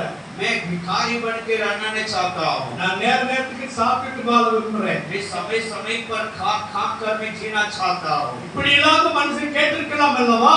और इस प्रकार प्रभु यीशु मसीह से मांग सकता था, அவன் சொன்னான், போதுகிறே, लेकिन वो कहता है நான் ये பார்வையிட गुरु, வேண்டும். मैं देखना चाहता हूँ, நான் பார்வையிட வேண்டும். मैं देखना चाहता हूँ। அவனுடைய விசுவாசத்தை கண்டு और यीशु उसके विश्वास को देखा, அவனே கைகளை வைத்து अपना हाथ को उसको ऊपर रख करके இந்த நாள் முதல் கொண்டு நீ பார்வையிடைவாயாக என்றான். अभी इसी वक्त से तू देखने लग जा करके बोला। ஒரு போதகராய் ஊழியராய் அழைக்கப்பட்ட உங்களுக்கு நான் சொல்றேன், और सेवकाई करने के लिए बुलाए हुए आपसे मैं बात कर रहा हूँ। இந்த உலகத்துல ரெண்டு தரப்பட்ட குருடர்கள் இருக்கிறாங்க. और दुनिया में दो प्रकार के अंधे लोग होते हैं। ஒன்று மாம்சப்பிரகாரமாய் கண் பார்வை இழந்தவர்கள், और एक तो शरीर के तौर पर से आप नेत्रहीन व्यक्ति हैं। இரண்டாவது கண்ணிருந்தும் குருடராய் இருப்பவர்கள். और दूसरा आंख है फिर भी उनको दिखाई ना दे रहा है। அங்கே மதுபான கடைக்குள் உள்ளே போகும் பொழுது இங்க மனசாட்சியிலே பேசப்படும், நீ மது குடிக்க கூடாது என்ற ஒரு ஊந்துதல் உண்டாகும்.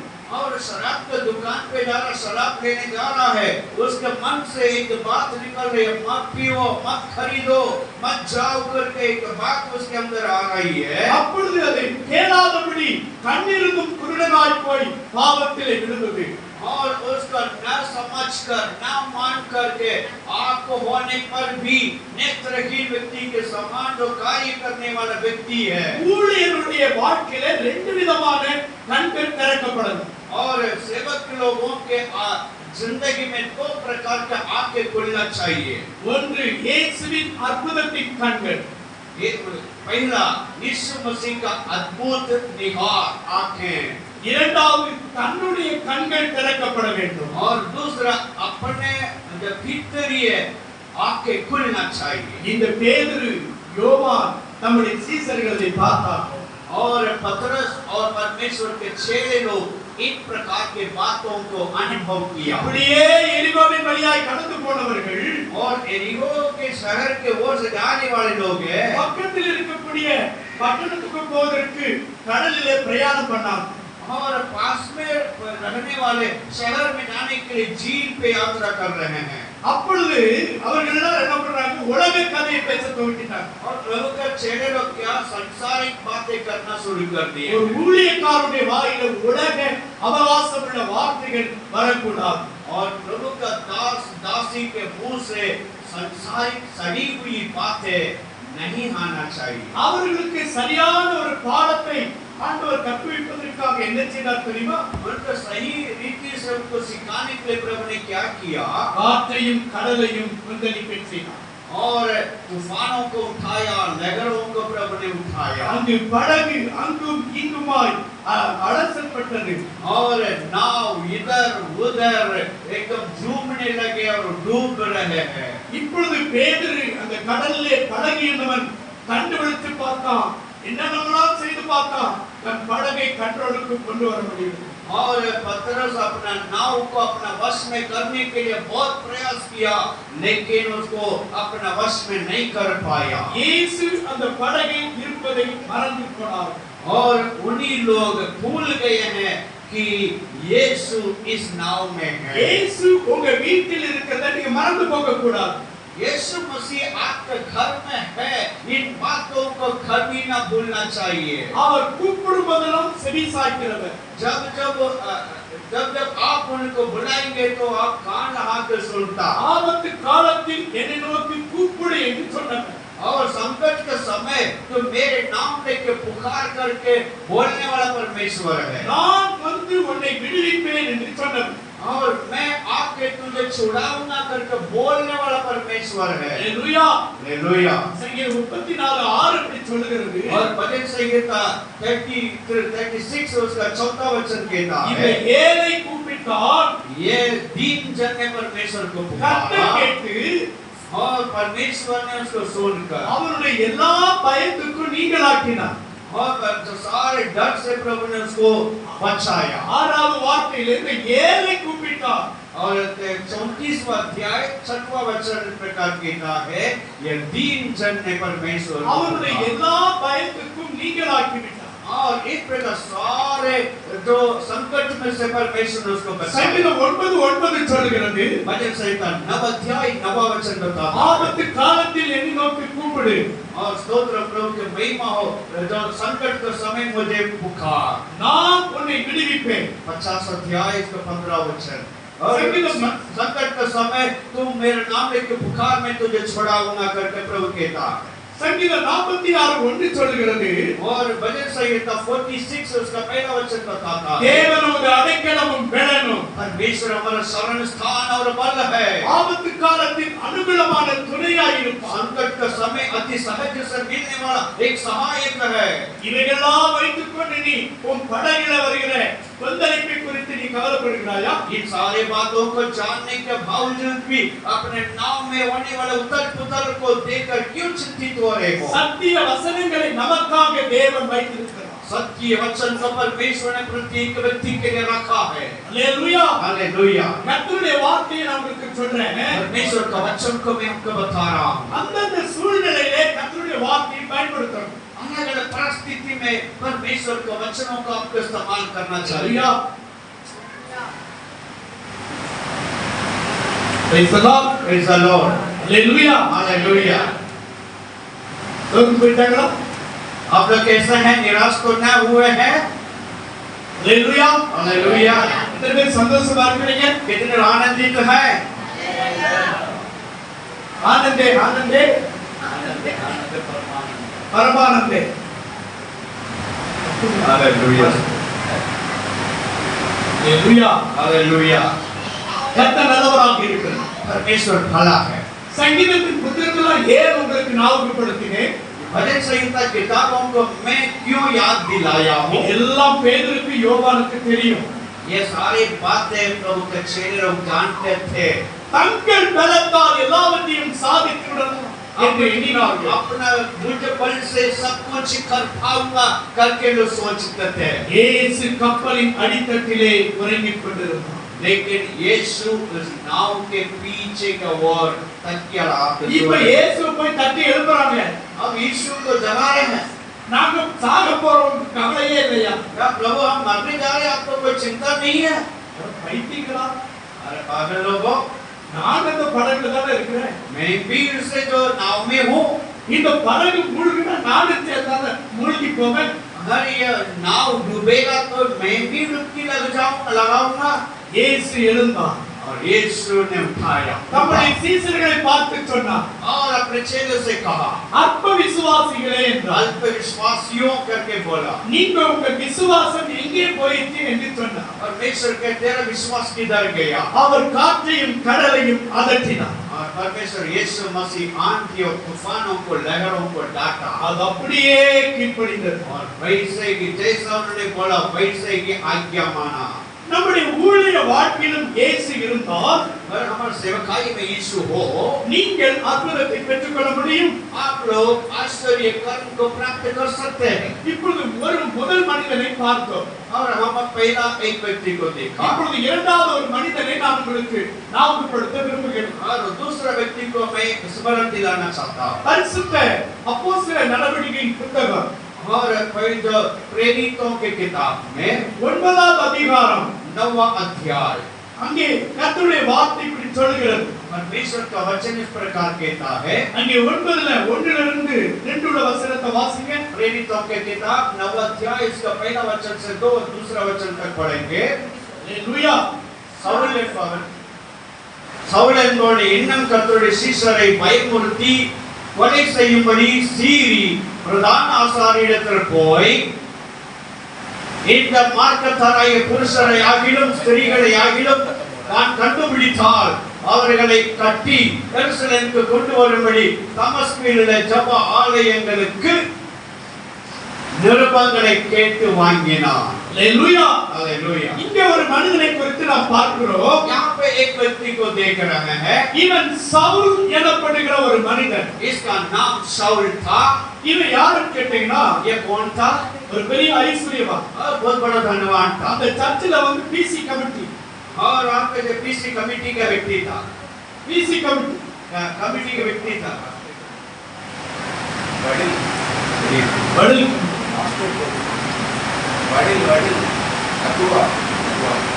அகுவா.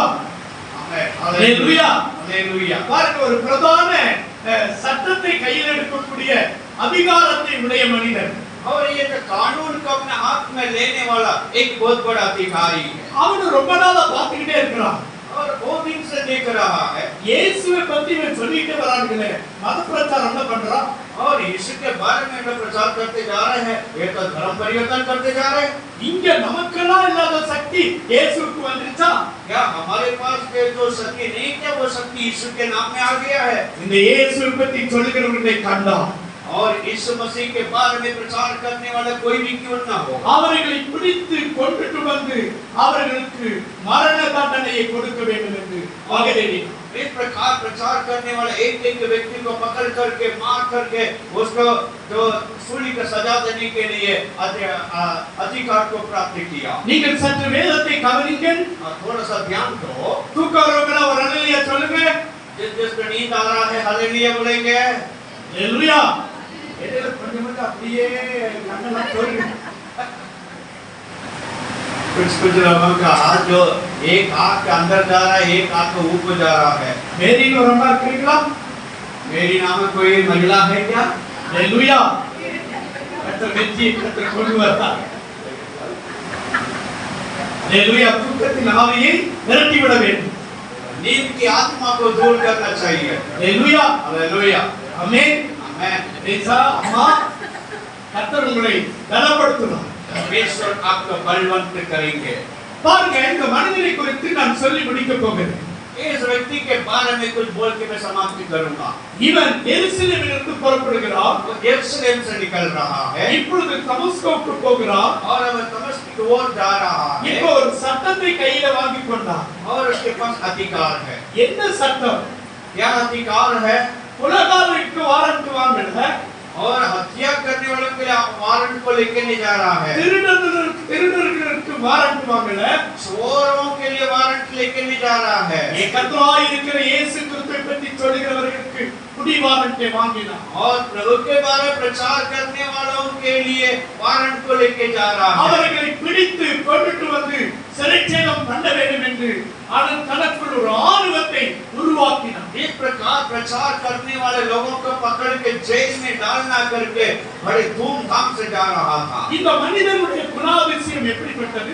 इस व्यक्ति का स्वभाव कैसा था? ஒரு நாள் இவன் அந்த ஆலயத்தின் எருசலேம் சட்ட சபையில இருந்தபோது जब वो जो महान लोगों के बीच में जो था, ஒருவனை பிடித்து அவர்கள் சட்ட சபைக்கு கொண்டு வந்தாங்க. और उसको एक व्यक्ति को पकड़ करके उसको मंडली में लेकर आए. அவன் பேர் ஸ்தேவான். उसका नाम स्टीफन था. அவன் பேர் ஸ்தேவான். उसका नाम स्टेफियस था. இந்த ஸ்தேவானை அவர்கள் பிடித்து கொண்டுட்டு வந்தபோது और स्टीफन को पकड़ करके लेकर அந்த आए. ஸ்தேவானிடத்தில் கேட்டாங்க, और स्टीफन से पूछा गया, நீ இயேசுவை பின்பற்றுவாயா? क्या तू यीशु का पीछा करेगा? இயேசுவை பத்தி பரசாட்ட மாட்டேன்னு சொல்லு. और बोल, यीशु मसीह के बारे में प्रचार नहीं करूंगा करके बोल. சுவிசேஷத்தை மத்தவங்களுக்கு சொல்ல மாட்டேன்னு சொல்லு. और बोलो, सुसमाचार को मैं किसी का नहीं बताऊंगा करके. ஆனால் அவர் என்ன சொன்னான்? लेकिन वो व्यक्ति ने क्या बोला? அவர் ஜீவனுள்ள தேவன். उसने बोला, वो तो जिंदा परमेश्वर है. அவர் ஜீவனுள்ள தேவன். वो जीवित परमेश्वर है.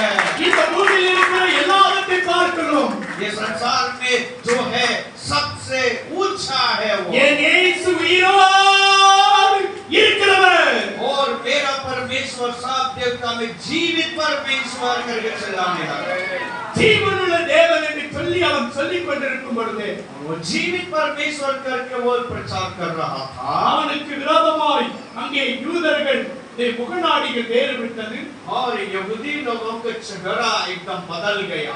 போர்ச்சேவர்களுடைய முகநாடிகள் வேறுபட்டது वहाँ पे सेनापतियों का जो स्तोत्र में चेहरा बदल गया। அவருடைய வஸ்திரத்தை கலக்கினார்கள் उसका वस्त्र को खोल दिए हैं சவுலின் பாதத்திலே கொண்டு போய் வைத்தார்கள் और शाऊल के पैर के नीचे रख दिए हैं நகரத்தின் வாசலுக்கு வெளியே கொண்டு போய் और उस व्यक्ति को शहर के बाहर ले जाकर ரோம சட்டத்திட்டத்தின்படி और रोमियों के विधि नियमों के अनुसार கல்லால் அடித்து அவனை கொன்றார்கள் और पत्थर मार करके उसको मार डाले। கல்லால் அடித்த பொழுதுடைய சரீரம் உடைந்து ரத்தம் சொட்டி சொட்டி வடிந்தது और जैसे पत्थर फेंके उसको जो सर फूट गया, उसका शरीर फाड़ दिया गया और उसका शरीर में से खून निकलने लगा। அவனுடைய முகமோ சூரியனை போல பிரகாசம் அடைந்தது लेकिन उसका चेहरा सूरज के समान एकदम प्रकाशित हो रहा था।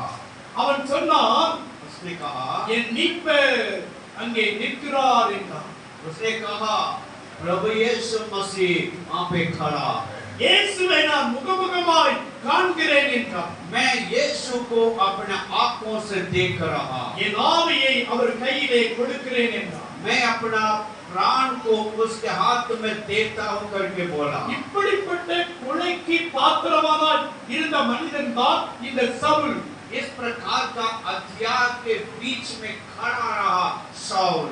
இந்த சவுல் எனப்படுகிற மனிதன் என்ன நடந்தது और शाऊल के जीवन में क्या हुआ था? இப்ப தமஸ்குல இருக்கிற பட்டணத்துக்கு போறான் और दमिश्क नामक एक शहर के ओर जा रहा था। சீனில் இருக்கக்கூடிய இந்த பட்டணத்துக்கு வாரண்ட் வாங்கிட்டு வரான் और मान लीजिए वो जेल में रहने वाले लोगों को पकड़ने के लिए वारंट लेके आ रहा हो। தேசுதாஸ் சபையில ஆராதிக்கிறவர்களுக்கு எல்லாருக்கும் ஒரு பிடி வாரண்ட் வாங்கிட்டு வந்திருக்கான் और जो जयसुदास पास जहाँ पर आराधना करते सारे विश्वासियों को पकड़ने के लिए वारंट लेके आ रहा है। ஆனா தேசுதாசும் அவருடைய சபையாரும் ஜெபம் பண்ணிட்டே இருக்காங்க लेकिन तो जयसुदास और उनके पूरा कलीसिया के लोग प्रार्थना में लौलीन है। ஆனால் தமஸ்குவின் வாசலில் உள்ளே அவருடைய கால்கள் வந்தவுடனே और जैसे जो तमस नामक जो शहर के अंदर उसने पैर रखा சடுதியில் ஒரு வெளிச்சம் அவன் மேல் பிரகாசித்தது और परमेश्वर का ज्योति अचानक उसके ऊपर आ पड़ा। அப்போஸ்தலர் 9வது அதிகாரத்தில் 9-10 உள்ள வசனத்தை நீங்கள் வாசிப்பீங்களா और प्रेरितों के किताब 9 अध्याय में पढ़ेंगे तो சடுதியில் அவன் மேல் ஒரு வெளிச்சம் பிரகாசித்தது अचानक एक रोशनी उसके ऊपर आ पड़ा। அதை 1 to 10 உள்ள வசனங்கள்ல நீங்க கவனிச்சு பார்க்கும் பொழுது और 1 से 10 वचन तक आप पढ़ के देखेंगे तो அங்கே வேதம் இப்படி சொல்கிறது वहाँ पे परमेश्वर का वचन इस प्रकार அந்த कहता है। வெளிச்சம் பிரகாசித்த பொழுது இந்த வெளிச்சத்தை அவனால் பார்க்கவே முடியவில்லை और जो रोशनी इसके ऊपर पड़ी थी उस रोशनी को देख नहीं पाया। அதுதான் எந்த மனுஷனையும் பிரகாசிக்க பண்ணுகிற மெய்யான ஒளி இயேசு மாத்திரமே। वो ज्योति जो है हर एक मनुष्यों को प्रकाशित करने वाला यीशु मसीह ही है। அல்லேலூயா हालेलुया அல்லேலூயா हालेलुया। வாய் கொண்டிருக்கிற ஒரு அல்லேலூயா சொல்லுங்க जो मुंह लेके आए हैं उन्हीं लोग हालेलुया कहिए। கை கொண்டிருக்கிற கைகளை வைத்து ஒரு அல்லேலூயா சொல்லுங்க हाथ लाए हाथ उठाकर हालेलुया कहेंगे। உங்க இருதயத்தை கொண்டு வந்திருக்கிற ஒரு அல்லேலூயா சொல்லுங்க तो हृदय को लाए हुए लोग हालेलुया कहेंगे। हालेलुया। இப்பொழுது அந்த வெளிச்சத்தை பார்க்க கூடாதபடிக்கு देखिए उस रोशनी को न देख सका இவன் முகம் குப்புற கீழே விழுந்தான் और बल के ऊपर गिर पड़ा। அந்த வெளிச்சத்தின் நடுவில் இருந்து தேவன் அவனோடு கூட பேசினார் और रोशनी के बीच में से परमेश्वर से बातें करने लगे। சவுலே சவுலே तो प्रभु कहते हैं शाऊल शाऊल முள்ளில் உதைப்பது உனக்கு கடினமா இல்லையா कांटा पे लात मारना तेरे लिए मुश्किल है। சவுலே சவுலே तो शाऊल शाऊल நீ முள்ளில் உதைப்பது உனக்கு கடினமாக இல்லவில்லையா? और कांटों पर लात मारना तेरे लिए कठिन नहीं है। இந்த சவுல் எனப்படுகிற மனிதன் திரும்ப கேட்டான், और शाऊल नामक ये व्यक्ति वापस परमेश्वर से पूछ रहा நீர் है, யார்? आप कौन हो? நீர் யார்? आप कौन हो? இயேசு திரும்ப சொன்னார், நீ துன்பப்படுத்துகிற கிறிஸ்து இயேசு நானே. और यीशु से कह रहे हैं, जिसको तू सता रहा है वही मसीह यीशु मैं हूँ। அந்த வார்த்தை கேட்ட உடனே इन शब्दों को सुनने के बाद என்னுடைய உள்ளம் மாறுகிறது, उसका मन परिवर्तित हो गया, அவனுக்கு உள்ள அதிகாரங்கள் மாறுகிறது, उसका अधिकार में परिवर्तन आने அவனுக்கு लगा, இருந்த துருக்கிரிகள் மாறுகிறது. उसके अंदर का सारे दुष्टता அதை खत्म हो रहा है। அவன் வாங்கி வந்த அவன் கடந்து போன நோக்கங்களும் திட்டங்களும் மாறுகிறது. जिस काम के लिए आया था उसके सारे योजनाएं में बदलाव आ गया है। எதற்கு? உன்னையும் உன்னை சேர்ந்தவர்களையும் பிடிக்க வருவேன் என்று சொல்வதற்கு பதிலாக, और क्यों आप और आपके लोगों को पकड़ने के लिए आया हूं करके बोलने वाला व्यक्ति இப்ப சொல்லுகிறார், अब वो बोल रहा है, என்ன செய்ய சித்தமாய் இருக்கிறீர்? मुझे क्या करना चाहिए। என் கருமையான சகோதரனே, मेरे प्रिय परमेश्वर के लोगों, பயங்கர ஐஸ்வர்யவானும் और बहुत बड़ा धनवान था ஒரு அநியாயக்காரனும் और अन्याय करने वाला व्यक्ति था, இயேசு கிறிஸ்துவின் நாமத்தை பற்றி சொல்கிறவனை கண்டால் குலபாதகனும் और यीशु मसीह के नाम को सुनाने वालों को देखते ही हत्या करने वाला हत्यारा था।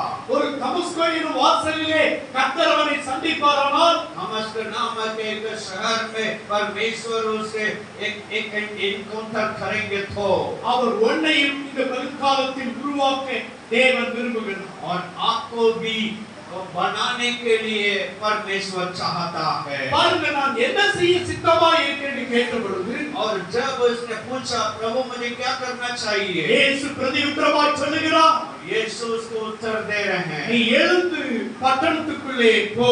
वो खड़ा हो जा और शहर के अंदर जा, நீ எழுந்து பட்டணத்துக்குள்ளே போ.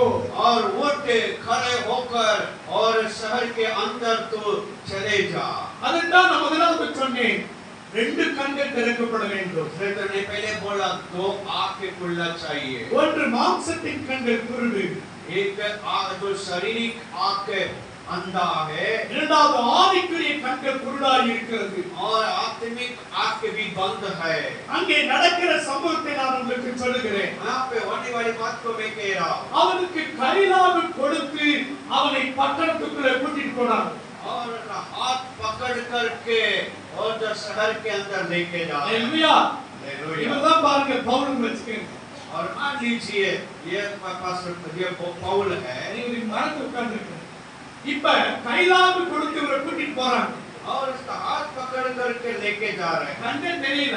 हाथ में दिखाई नहीं दे रहे हैं।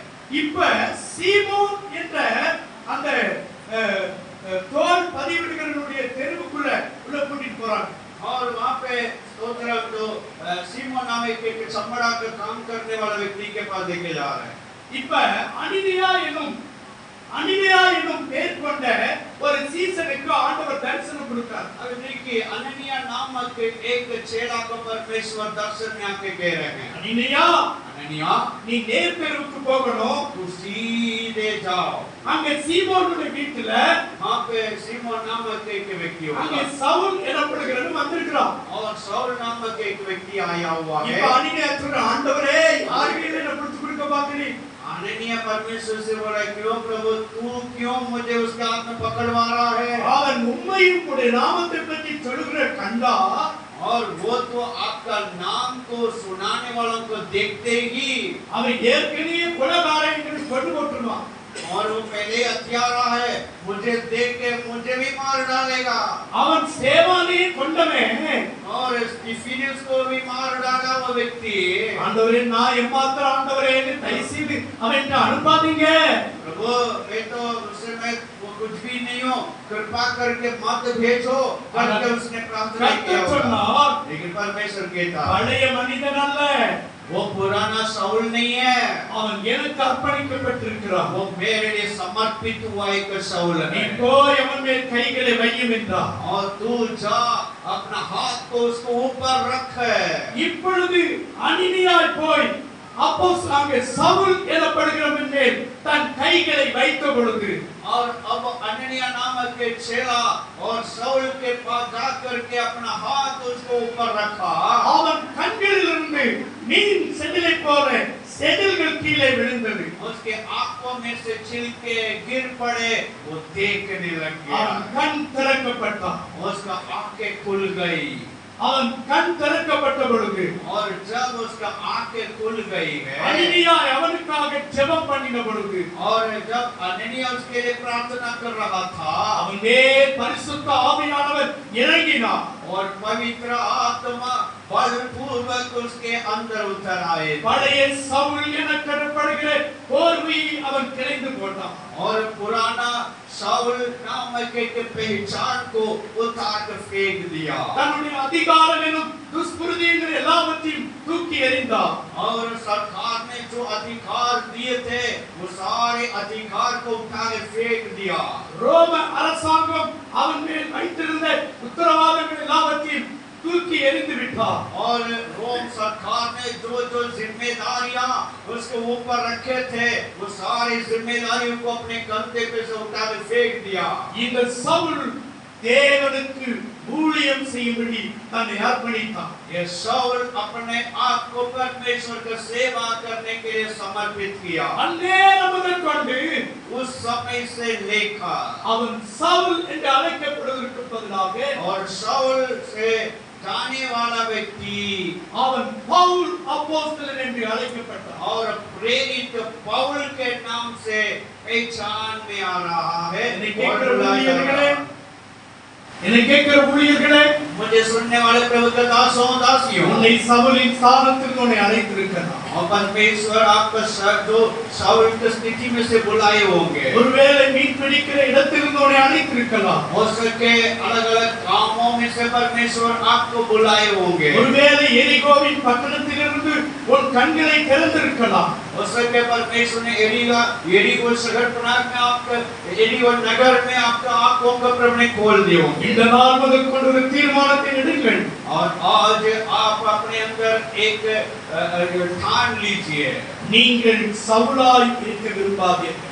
आप शाऊल बन के मत रहिए. நீங்கள் பவுலாய் உங்கள் வாழ்க்கையை மாற்றுங்கள். आप अपने आप को पौल के रूप में बदल दीजिए. எல்லாரும் அப்படியே தலைகளை தாழ்த்துவோம். सभी लोग अपना सर नीचे डाल के प्रार्थना करें. இந்த வார்த்தைகளை வைத்து என்னுடைய மகன் இந்த நேர ஜெபத்திலே நம்ம ஒரு 5 நிமிடம் கொண்டு வருவார்கள். அதற்கு பின்பு நான் உங்களுக்காக ஜெபிக்கிறேன். इन बातों को लेकर मेरा बेटा 5 मिनट आप लोगों को प्रार्थना में अगुवाई करेंगे. उसके बाद मैं आप लोगों के लिए प्रार्थना करूंगा. हम கேட்ட வசனத்தின்படி நம் ஆண்டவரை நாம் நோக்கி பார்ப்போம்.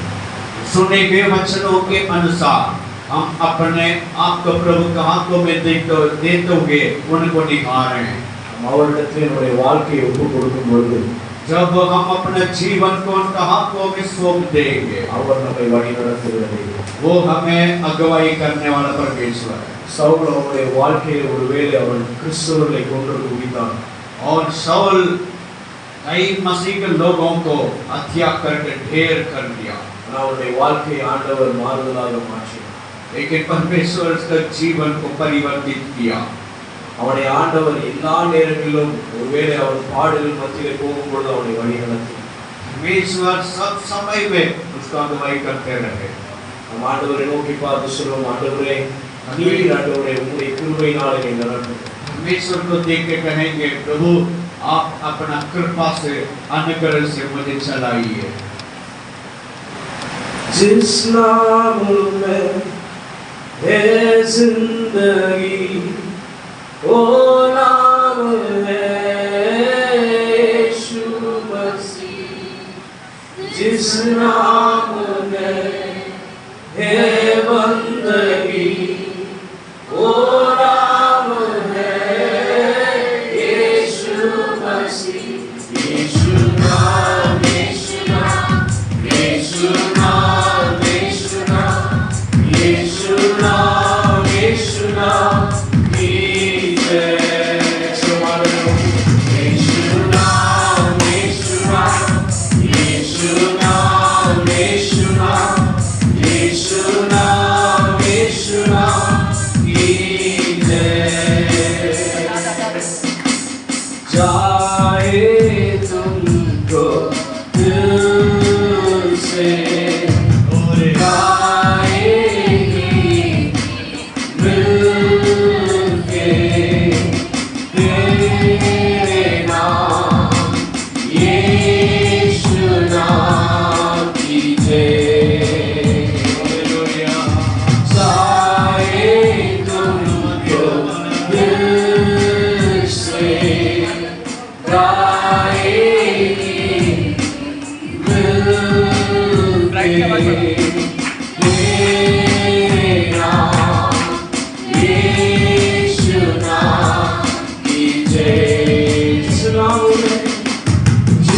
नाम में है जिंदगी, वो नाम है यीशु मसीह।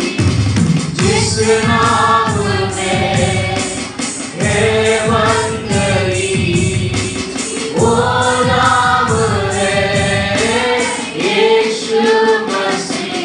यीशु नाम, यीशु नाम, यीशु नाम, यीशु नाम, यीशु नाम, यीशु नाम की जय।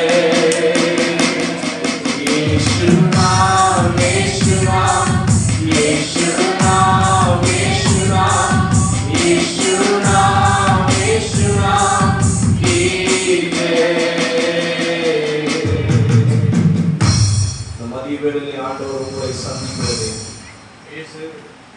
இந்த மதிய வேளையிலே ஆண்டவர் உங்களை சந்திக்கிற தேவனாக இருக்கிறார். इस दोपहर के समय में परमेश्वर आपसे मिलने के நாம் लिए இருக்கிற எழுந்து போவோம்.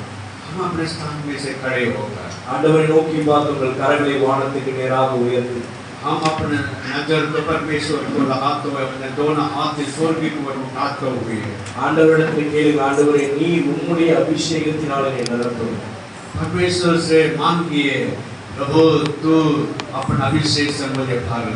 ஆண்டவரே உம்முடைய குமாரனாகிய இயேசு கிறிஸ்து आपका पुत्र यीशु मसीह के नाम இந்த உலகத்திலே ஊழியம் செய்த பொழுது और आपका पुत्र यीशु मसीह जब दुनिया में सेवा करते थे ஆண்டவரே உம்முடைய பரிசுத்த அபிஷேகம் அவர் மேல் இருந்தது. और आपके आत्मा का अभिषेक उनके ऊपर था ஆண்டவரே ஒவ்வொரு நாட்களிலும் ஆண்டவரே அவர் செய்த அற்புதங்கள் और एक एक दिन कई प्रकार का अद्भुत काम को அவர் செய்த அடையாளம் उन्होंने कई प्रकार का आश्चर्य कर्म को किया। எல்லாவற்றிலும் உம்முடைய நாமம் மாத்திரமே உயர்த்தப்பட்டது. इन सारे बातों के बीच में केवल केवल आपका नाम की ही महिमा हुआ। இங்க வந்திருக்கிற ஒவ்வொரு ஆண்டவரிடத்தில் கேளுங்க, ஆண்டவரே என்னுடைய செயல்களினாலே और हमें से हर कोई कहेंगे प्रभु मेरे सेवकाई के द्वारा ஆண்டவரே உம்முடைய நாமம் உயர்த்தப்பட வேண்டும். आपका नाम की महिमा होने पाए ஆண்டவரே எல்லா நிலைமையிலும் உம்முடைய நாமம் மாத்திரமே உயர்த்தப்பட வேண்டும். और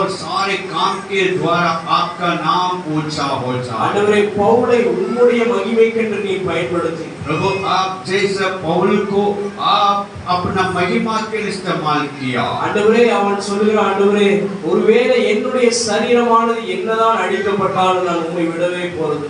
और वो कहता मेरा शरीर कैसे भी दुख तकलीफ में पड़े रहे वो भी मैं आपका न छोड़ूंगा। இன்னைக்கு உங்களுடைய நிலைமை என்னவாக இருந்தாலும் ஆண்டவரை மாத்திரம் விட்டு விடாதீங்க. आज आपका दशा कोई कुछ भी क्यों न हो அவரை प्रभु को பற்றி मत छोड़ो। அவரை பற்றி பிடித்துக் கொள்ளும் பொழுது उसको पकड़े रहने के कारण அவர் உங்களை நடத்தி செல்கிற தேவனாக இருக்கிறார். वो आपको चलाएगा। உங்களுக்கு விரோதமாய் எழும்புகிற ஆயுதங்கள் வாய்க்காமலே போகும். आपके विरोध में उठने वाले हर हथियार सफल न होंगे। விசுவாசத்தோடு கேளுங்க, ஆண்டவரே நீர் எனக்குள்ளாக இருப்பீராக. और विश्वास से मांगिए, प्रभु आप मेरे साथ रहना। உம்முடைய பலனாலே என்னை நிரப்புவீராக. आप अपना सामर्थ्य से मुझे भर दीजिए। உம்முடைய கிருபையினாலே என்னை நிரப்புவீராக. आप अपना कृपा से मुझे भर दीजिए। பரத்திலிருந்து உம்முடைய ஞானத்தை எனக்கு கட்டளையிடுவீராக. स्वर्ग में से आप अपने ज्ञान को मेरे ऊपर उंडेल दे। ஆண்டவரே உம்முடைய வார்த்தையை சுமந்து கொண்டு செல்வதற்கு உம்முடைய கிருபையை நீர் எனக்கு கட்டளையிடுவீராக. प्रभु आपका वचन को लेके जाने के लिए आपका अनुग्रह को मेरे ऊपर उंडेल दे। ஜெபிப்போம் ஆண்டவரிடத்தில். प्रार्थना करेंगे प्रभु से। ஸ்தோத்திரம் ஆண்டவரே, இந்த நல்ல வேளைக்காக நாங்கள் துதிக்கிறோம். सर्वशक्तिमान पिता परमेश्वर अच्छा समय के लिए मैं आपका धन्यवाद करता हूं। ஆண்டவரே நம்முடைய வார்த்தையை நாங்கள் கேட்டோம். प्रभु हम आपका वचन को हमने सुना। ஆண்டவரே நீர் எங்களுக்காக இந்த உலகத்தில் வந்து ஊழியம் செய். प्रभु आप हमारे लिए इस पृथ्वी में आया, सेवा किया। ஆண்டவரே நீ பிதாவினுடைய சித்தத்தை நிறைவேற்றுவது மாத்திரம்தான் உம்முடைய நோக்கமாக இருந்தது. प्रभु आपका लक्ष्य यही था कि पिता परमेश्वर की इच्छा को पूरी कर। ஆண்டவரே பவுலும் அவருடைய வாழ்க்கையை பார்க்கும் பொழுது உம்முடைய சித்தம் இன்னது என்பதை அறிந்து அதன்படி ஊழியத்தை செய்தார். वैसे कि पौल भी आपकी इच्छा को जानकर उसके आधार पर सेवा करता था। ஆண்டவரே இங்க வந்திருக்கிற ஒவ்வொருவரையும் உம்முடைய அபிஷேகத்தை நீர் ஊற்றுவீராக. प्रभु जी यहाँ पे आए हुए प्रत्येक व्यक्ति को ऊपर आप अपना आत्मा से उंडेल दे। ஆண்டவரே இப்பொழுதே ஒரு வல்லமை அவர்கள் மேலே இறங்கி வருவதாக. प्रभु इसी वक्त इन लोगों के ऊपर एक एक सामर्थ्य उतर ஒவ்வொருவரும் உங்களுடைய வாயிலை திறந்து ஆண்டவரை துதிக்க ஆரம்பிங்க. ஆண்டவரை துதிக்க ஆரம்பிங்க. सब लोग अपना मुंह खोल कर प्रभु को स्तुति करने लगे जाओ। ஆண்டவரை நோக்கி பார்த்து கேளுங்க. ஆண்டவருடைய அபிஷேகம் வேண்டும், உடைய வல்லமை வேண்டும், உடைய வரங்கள் வேண்டும். प्रभु से मांगिए, प्रभु तेरा वरदान मुझे चाहिए, तेरा सामर्थ्य मुझे चाहिए करके प्रभु से मांगिए। ஆண்டவரே உடைய பலன் வேண்டும். ஆண்டவரே நீதான் என்னை வழி நடத்த முடியும் என்று கேளு. और प्रभु से बोले, प्रभु तू मुझे अपने सामर्थ्य से भर दे ताकि मैं आपके इच्छा के अनुसार में चल ஆண்டவரே ஒரு நாளும் என்னுடைய சுயத்திலே நான் சாய்ந்து விடாதபடி ஆண்டவரே.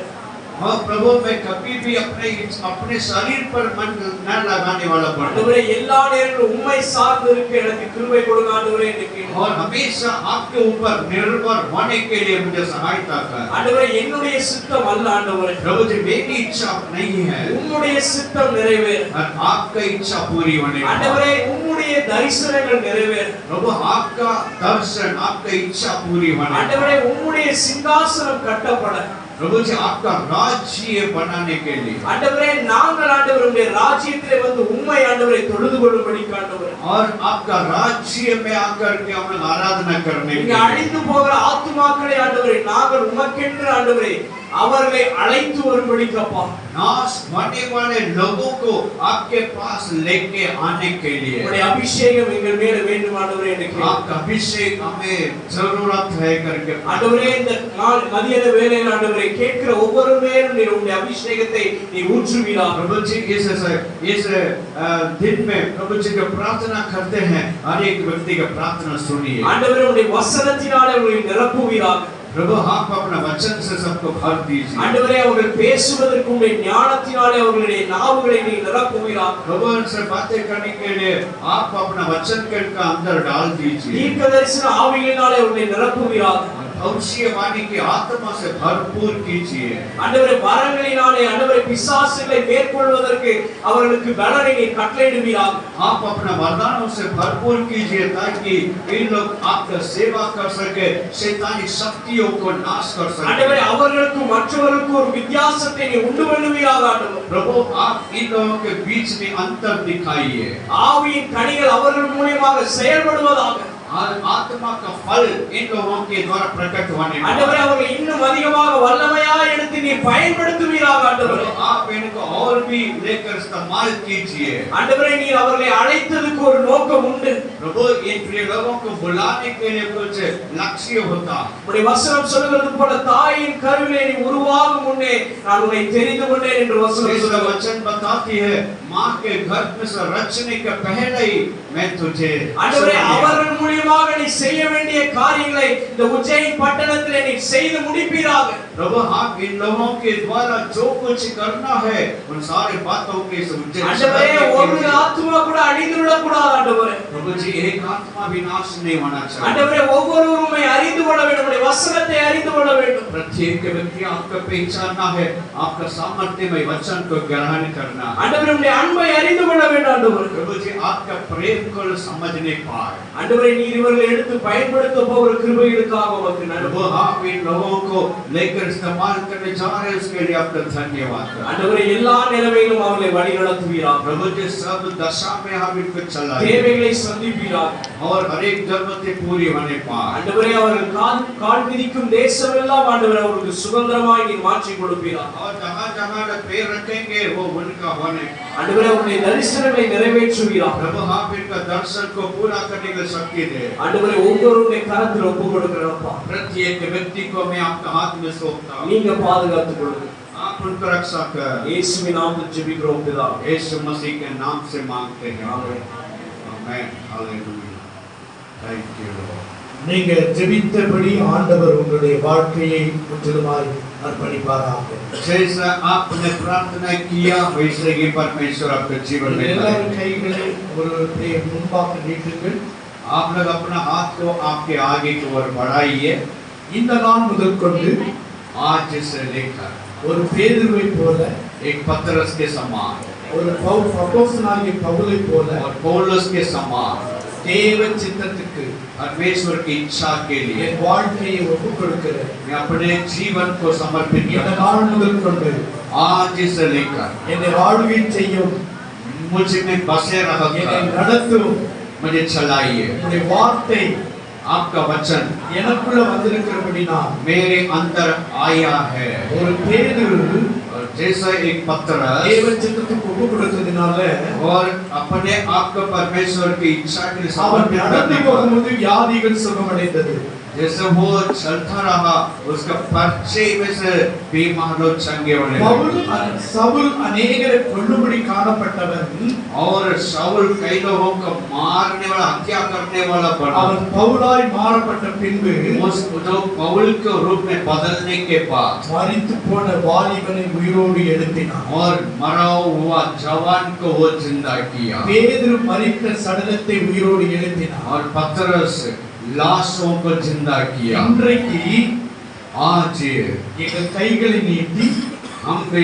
अपना हाथ को இந்த बढ़ा வசனத்திற்கு ஏற்றபடி इन वचनों के आधार நாங்கள் पर ஒப்பு கொடுக்கிறபடினால் हम समर्पित होने के कारण தேவ ஊழியர்களாகிய எங்களை और प्रभु का सेवा करने वाले सेवक लोग हमें பிரயோஜனமுள்ளவர்களாய் எடுத்து பயன்படுத்தும் और इस्तेमाल कर परमेश्वर ஆமென் आमेन பரிசுத்த பிதாவே வானத்திலும் பூமியிலும் சகல அதிகாரமுள்ள தேவனே पवित्र और आकाश और पृथ्वी पर सारे अधिकार पाए हुए இந்த ईश्वर சபைக்காக இந்த ஊழியத்துக்காக நாங்கள் ஜெபிக்கிறோம் इस कलीसिया के लिए सेवकाई के लिए हम प्रार्थना करते हैं இந்த சபையினுடைய எல்லைகளை நீ விசாலப்படுத்த போகிறேன் इस कलीसिया का सेवकाई का सीमाओं को हम बढ़ाने जा रहे இந்த हैं இடத்தில் ஒரு மகிமையான ஸ்தானத்தை கர்த்தர் கொண்டு வர போகிறேன் और इसी जगह में एक महिमामय स्थल को हम लेके आने वाले हैं திரள் கொண்ட ஜனங்கள் பவுஞ்சியாக இந்த இடத்தை தேடி வரப்போகிறார்கள் और बहुत सारे झुंड झुंड के रूप में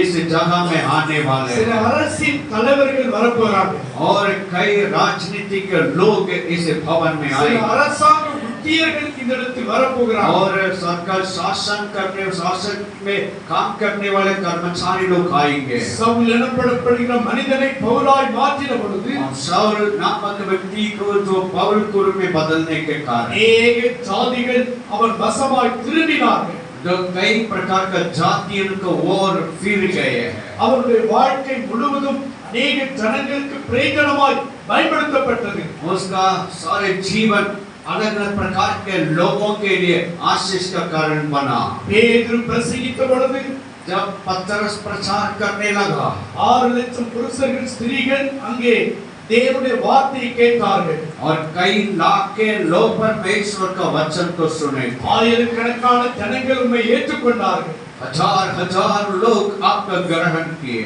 இந்த இடத்தில் உம்முடைய தெய்வீக நாம மகிமைப்படுத்துவதற்காக ஸ்தோத்திரம் वैसे ही इस जगह में आपका नाम की महिमा होने के लिए मैं धन्यवाद करता हूँ என்னாகமம் 24வது அதிகாரத்துல और गिनती के किताब 24वां अध्याय 9வது வசனத்தின் 10வது வசனத்தின்படி और 9 और 10 वचन के अनुसार யோசுவா 1வது அதிகாரம் यहोशू का किताब पहला अध्याय அதில் 2 4 வசனத்தின்படி और दूसरा वचन से लेकर चौथा वचन तक உங்கள் உள்ளங்காலும் படும் இடத்தை எல்லாவற்றையும் உங்களுக்கும் உங்கள் சந்ததிக்கும் கர்த்தர் கொடுத்தார் आपका पैर जहाँ जहाँ धरा जाएगा रखा जाएगा वो सब परमेश्वर की महिमा के लिए आपके वश में होंगे வெளிச்சத்திற்கு ஜாதிகளையும் உன் உதிக்கிற ஒளியிடத்திற்கு ராஜாக்களை கொண்டு வருவேன் என்று சொன்ன வார்த்தைகள் நிறைவேறப்படும் और तेरा प्रकाश के वो जाति जाति के लोग हैं